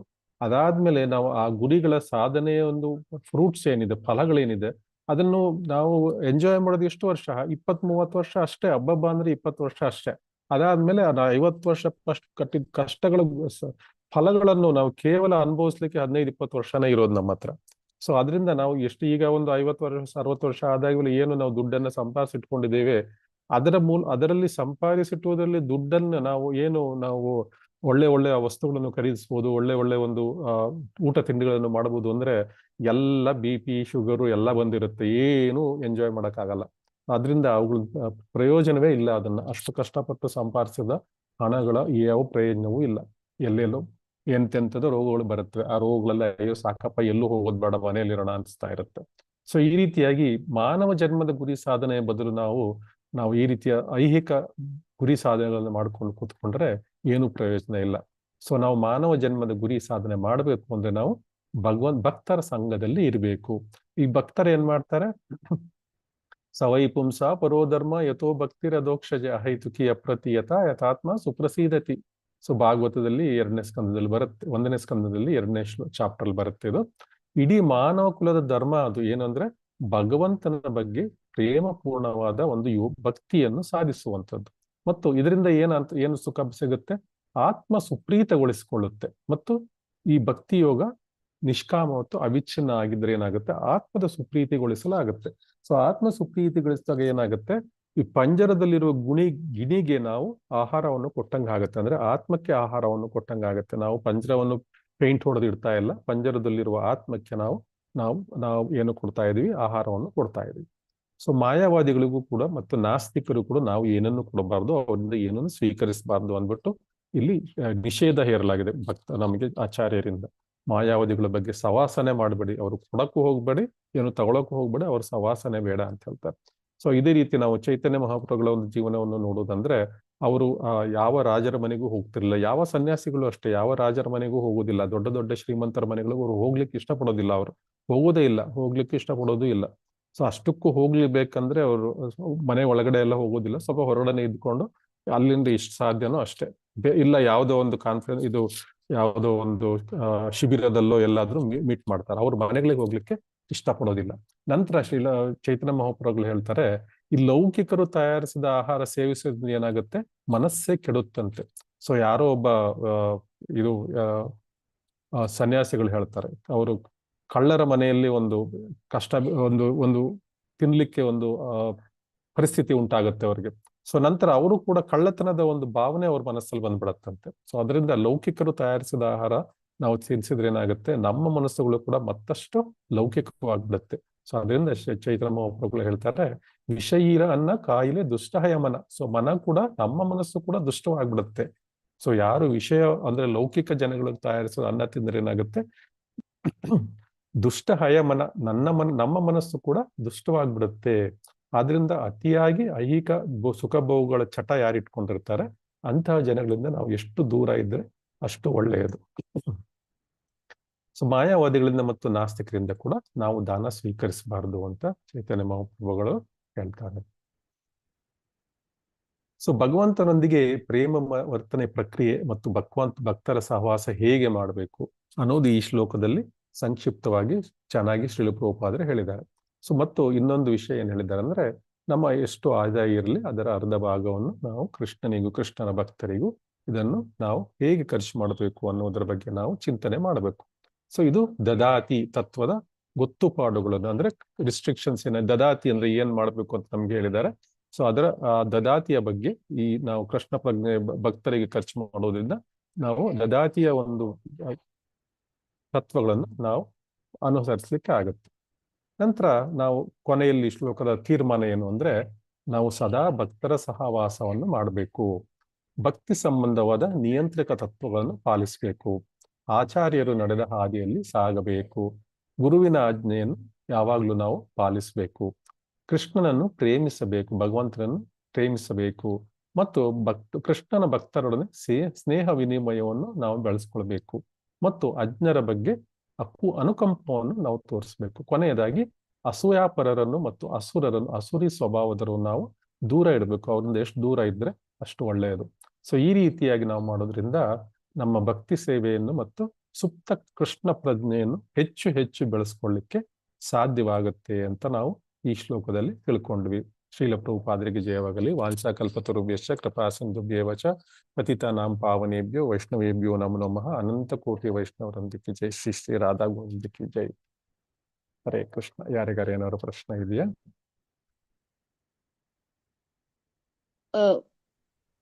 ಪ್ರಭುಜಿ, ಹರೇ ಹೇಳಿ. ಕೃಷ್ಣ. ಹರೇ ಕೃಷ್ಣ. ಉಪದೇಶಾಮೃತ ಸಿಂಧುನಲ್ಲಿ ತುಂಬಾ ಸಿಂಪಲ್ ಆಗಿ ಏನೇನ್ ಮಾಡ್ಬೇಕು, ಹೇಗೆ ಮಾಡ್ಬೇಕು ಅಂದ್ರೆ, ಈ ಸದ್ಯ ನೀವು ಹೇಳ್ದಂಗೆನೆ ಕೃಷ್ಣನ್ ಬಗ್ಗೆ ಅವ್ರಿಗೆ ಮನಸ್ಸಿನಲ್ಲಿ ಇರುತ್ತೆ. ಆದ್ರೆ ಅವ್ರೇನು ಅಂದ್ರೆ ಹೊರಹೊಮ್ಸುವಂತಹದ್ದು ಇರೋದಿಲ್ಲ ಅವ್ರಿಗೆ, ಅದು ನಿಗೂಢವಾಗಿ ಇರುತ್ತೆ ಅವರಲ್ಲಿ. ಅದನ್ನ ಹೊರಗೆ ತರಬೇಕು ಅಂತಂದ್ರೆ ಈ ಉಪದೇಶಾಮೃತ ಸಿಂಧುವಿನಲ್ಲಿರೋ ಏನು ಶ್ಲೋಕಗಳಿವೆಯಲ್ಲ ಪ್ರಭುಜಿ, ಅದನ್ನ ತಿಳಿಸ್ಕೊಡ್ತಾ ಒಂದು ಗುಂಪನ್ನು ಸೇರಿಸಿ ಅದಕ್ಕೆ ತಿಳಿಸ್ಕೊಡ್ತಾ ಹೋದ್ರೆ ಅದನ್ನ ನಾವು ಮಾಡ್ಲಿಕ್ಕೆ ಸಾಧ್ಯ ಆಗ್ಬೋದಾ ಪ್ರಭುಜಿ ಅಂತ ಒಂದು ಪ್ರಶ್ನೆ ನಂದು. ಅದು ನಿಮ್ದು ಉತ್ತಮವಾದ ಪ್ರಶ್ನೆ. ಅದು ಉತ್ತರವನ್ನು ನೀವೇ ಕೊಟ್ಟಿದ್ದೀರಾ. ಸಾಧ್ಯವಾಗುತ್ತೆ ಖಂಡಿತವಾಗ್ಲು. ಈಗ ನಾವೆಲ್ಲರೂ ಹಂಗೆ ಬಂದಿರೋದಲ್ವಾ, ನಮ್ಮಲ್ಲೂ ಕೂಡ ಕೃಷ್ಣ ಪ್ರಜ್ಞೆ ಸುಪ್ತವಾಗಿದೆ. ಸೊ ಇಸ್ಕಾನ್ ಮಂಗಳೂರಿನ ಒಂದು ಕೃಪೆಯಿಂದ ಮತ್ತು ನಾಮನೀಶ್ ದಾಸ್ ಪ್ರಭು ಅವರ ಕೃಪೆಯಿಂದ ಮತ್ತು ಭಗವಂತನ ಕೃಪೆಯಿಂದ, ಶ್ರೀಲ ಪ್ರಭುಪಾದರ ಕೃಪೆಯಿಂದ ಮತ್ತು ಗುರುಗಳ ಕೃಪೆಯಿಂದ ನಮ್ಗೇನಾಗಿದೆ, ಸೊ ನಮಗೆ ನಾವೆಲ್ಲರೂ ಒಟ್ಟಿಗೆ ಬರುವಂತ ಅವಕಾಶ ಸಿಕ್ಕಿದೆ. ಈ ಅವಕಾಶ ಸಿಕ್ಕಿರೋದು ಏನು, ಯಾಕಂದ್ರೆ ಇದು ಭಕ್ತರಾಗ್ಲಿಕ್ಕೆ ಒಂದು ಅವಕಾಶವನ್ನು ಮಾಡಿಕೊಟ್ಟಿದ್ದಾನೆ ಭಗವಂತ. ಸೊ ಅದರಿಂದ ಭಗವಂತನಿಗೂ ಕೂಡ ಇಂತಹ ಒಂದು ಸಂಘಗಳನ್ನು ಕಟ್ಟಲಿಕ್ಕೆ ಇಷ್ಟಪಡ್ತಾನೆ ಭಗವಂತ. ಯಾಕಂದ್ರೆ ಇದರಿಂದ ಭಕ್ತರು ಕೃಷ್ಣನ ಧಾಮಕ್ಕೆ ಹಿಂದಿರುಗ್ಲಿಕ್ಕೆ ನಾವುಗಳೆಲ್ಲ ಈಗ ತಯಾರಾಗ್ತಾ ಇದೀವಿ ಅಲ್ವಾ. ಸೊ ಅದರಿಂದ ಈಗ ನಾವುಗಳು ಕೂಡ ಇದನ್ನು ನಾವು ತಿಳ್ಕೊಂಡಿದ್ದೀವಿ, ನಾವುಗಳು ಕೂಡ ಹೆಚ್ಚಿಸ್ಬೇಕು, ಇದನ್ನ ಹೇಳ್ಕೊಡ್ಬೇಕು ಈಗ ಜನಗಳಿಗೆ. ಅಂದ್ರೆ ನೀವೆಲ್ಲರೂ ಕೂಡ ಇವಾಗ ಎಲ್ಲರೂ ಭಕ್ತಿಶಾಸ್ತ್ರಿ ಕಂಪ್ಲೀಟ್ ಮಾಡ್ತಾ ಇದ್ದೀರಾ. ಭಕ್ತಿಶಾಸ್ತ್ರಿ ಆದ್ಮೇಲೆ ನೀವುಗಳು ಕೂಡ ಒಂದು ಟೀಚರ್ಗಳಾಗ್ಬೇಕು ಮತ್ತು ಇದನ್ನೆಲ್ಲವನ್ನು ಇನ್ನೊಬ್ಬರಿಗೆ ಹೇಳ್ಕೊಡ್ಬೇಕು. ಹೀಗೆ ಹೇಳ್ಕೊಟ್ಟು ಮತ್ತೆ ಇದನ್ನು ಪ್ರಚಾರ ಮಾಡಬೇಕು. ನಿಮ್ಮ ಗುಂಪುಗಳಲ್ಲೂ ಕೂಡ, ಇದು ಲೌಕಿಕ ಗುಂಪುಗಳಲ್ಲೂ ಕೂಡ ಅವರೇ ಕೇಳ್ತಾ ಇರ್ತಾರೆ, ನೋಡಪ್ಪ ನೀವೇನು ಬರದೇ ಇಲ್ಲ ನಮ್ಮ ಗುಂಪಿಗೆ ಈ ನಡುವೆ ಹಾಗೆ ಹೀಗೆ ಅಂತ ಹೇಳಿ. ಇಲ್ಲ, ಅವಾಗ ಅವ್ರಿಗೆ ನಿಧಾನವಾಗಿ ಅವರನ್ನು ಎಳ್ಕೊಂಡ್ ಬರ್ಬೋದು ಇಂತಹ ಗುಂಪುಗಳಿಗೆ.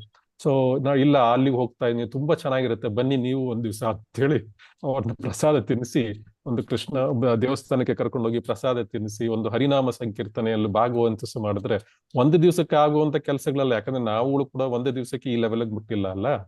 ನಾವುಗಳು ಕೂಡ ವರ್ಷಗಳಿಂದ ಈ ಒಂದು ಪ್ರಯತ್ನ ಮಾಡಿ ಪಟ್ಟು ಇಲ್ಲಿಗೆ ಬಂದಿದೆ. ಸೊ ಆದ್ರಿಂದ ಅಲ್ಲಿ ಆ ರೀತಿ ನಿಧಾನಕ್ಕೆ ಕೂಡ ನಾವು ಅವ್ರನ್ನ ಪ್ರಯತ್ನ ಪಡಬೇಕು. ನಾನು ಹೇಳ್ತಾ ಇರ್ತೀನಿ ಈ ರೀತಿಯಾಗಿ. ಸೊ ನಮ್ಮ ಗುಂಪುಗಳಲ್ಲೂ ಹೇಳ್ತಾ ಇರ್ತೀನಿ, ಅಂದ್ರೆ ಈ ವಾಟ್ಸಪ್ ಗ್ರೂಪ್ಗಳಲ್ಲಿ ಪೋಸ್ಟ್ ಮಾಡುವಂತದ್ದು, ಇದು 18 ದಿನಗಳ ಕೋರ್ಸ್ ಏನಿದೆ ಅದ್ರ ಬಗ್ಗೆ ಪೋಸ್ಟ್ ಮಾಡುವಂತದ್ದು. ನಂತರ ಇಂಥ ದಿವಸ ದೇವಸ್ಥಾನದಲ್ಲಿ ಇದಿದೆ, ಬನ್ನಿ ಪ್ರಸಾದ ಸಿಗುತ್ತೆ, ಬನ್ನಿ ಭಾನುವಾರ ಪ್ರಸಾದ ಇರುತ್ತೆ, ಭಾನುವಾರ ಪ್ರಸಾದಕ್ಕೆ ಬನ್ನಿ ಅಂತ ಕರೆಯುವಂತದ್ದು. ಸೊ ಈ ರೀತಿಯಾಗಿ ನಮ್ಮ ಮನೆಗಳಿಗೆ ಬರ್ದೇ ಇದ್ರು ಅಟ್ಲೀಸ್ಟ್ ಅಲ್ಲಿಗಾದ್ರೂ ಬರ್ಲಿ ದೇವಸ್ಥಾನಕ್ಕೆ ಅಂದ್ಬಿಟ್ಟು. ಸೊ ಹಬ್ಬಗಳ ದಿನ ಇವತ್ತು ವಿಶೇಷ ಪೂಜೆ ಇದೆ, ಬನ್ನಿ ದೇವಸ್ಥಾನಕ್ಕೆ ಅಂತ ಹೇಳೋದು, ಅಲ್ಲಿ ಕರ್ಕೊಂಡು ಹೋಗುವಂಥದ್ದು, ಅಲ್ಲಿ ಪ್ರಸಾದ ಕೊಡಿಸುವಂತದ್ದು. ಸೊ ಈ ರೀತಿಯಾಗಿ ಮಾಡಿ ಶ್ರೀಲ ಪ್ರಭುಪಾದರು ಹೇಳ್ತಾರೆ, ಕೃಷ್ಣ ಅಂತ ಕೃಷ್ಣನ ಹೆಸರು ಕೇಳ್ತಾ ಇದ್ರೆ ಸಾಕು, ಎಷ್ಟು ಸಾರಿ ಆದ್ರೂ ಕೇಳಿ, ಒಂದು ಸಾರಿ ಕೇಳಿದ್ರು ಕೂಡ ಅದರ ಪ್ರಭಾವ ಬೀಳುತ್ತೆ, ಇವತ್ತಲ್ಲ ನಾಳೆ ಬಿದ್ದೇ ಬೀಳುತ್ತೆ ಅಂತ ಹೇಳಿ. ಆಮೇಲೆ ಆಚಾರ್ಯರು ಹೇಳ್ತಾರೆ, ಈ ಭಗವದ್ಗೀತೆ ಪುಸ್ತಕಗಳನ್ನು ನಾವು ಏನು ದಾನ ರೂಪವಾಗಿ ಇವರಿಗೆಲ್ಲ ಕೊಡ್ತೀವಿ ಅವಾಗವಾಗ. ಸೊ ಆ ಪುಸ್ತಕಗಳನ್ನು ಕೊಡುವುದರಿಂದ ಕೂಡ ಇವತ್ತೆಲ್ಲ ನಾಳೆ ಆ ಪುಸ್ತಕವನ್ನು ತೆಗೆದು ನೋಡ್ತಾರ ಅವರು ಅಂತ ಹೇಳಿ. ಅಂದ್ರೆ ಪ್ರಭುಜಿ ಹೌದು, ಈಗ ನಾವು ಈ ತರ 18 ದಿವಸದ ಕ್ಲಾಸ್ ಇರುತ್ತೆ ಅಂತ ಅನ್ಕೊಂಡು ನಾವು ಹಾಕ್ತಿವಿ ಅವ್ರಿಗೆ ವಾಟ್ಸಪ್ ನಲ್ಲಿ ಹೇಳ್ಬಿಟ್ಟು ತಿಳಿಸ್ಕೊಟ್ಟು ಹಾಕ್ತಿವಿ. ಅದು ಓಪನ್ ಮಾಡ್ಲಿಕ್ಕೆ ಬರೋದಿಲ್ಲ ಅಂತ ನೆವದ್ಮೇಲೆನೆ ಮುಂದೆ ಹಾಕೋತಾ ಹೋಗ್ತಾರೆ. ಓಪನ್ ಆಯ್ತಾ? ಮಾಡಿದ್ರೆ ತಂತಾನೆ ಓಪನ್ ಆಗುತ್ತೆ. ಅಲ್ಲ ಅಂದ್ರೆ ಆ ತರ. ಆದ್ರೆ ಕೆಲವು ಸಾರಿ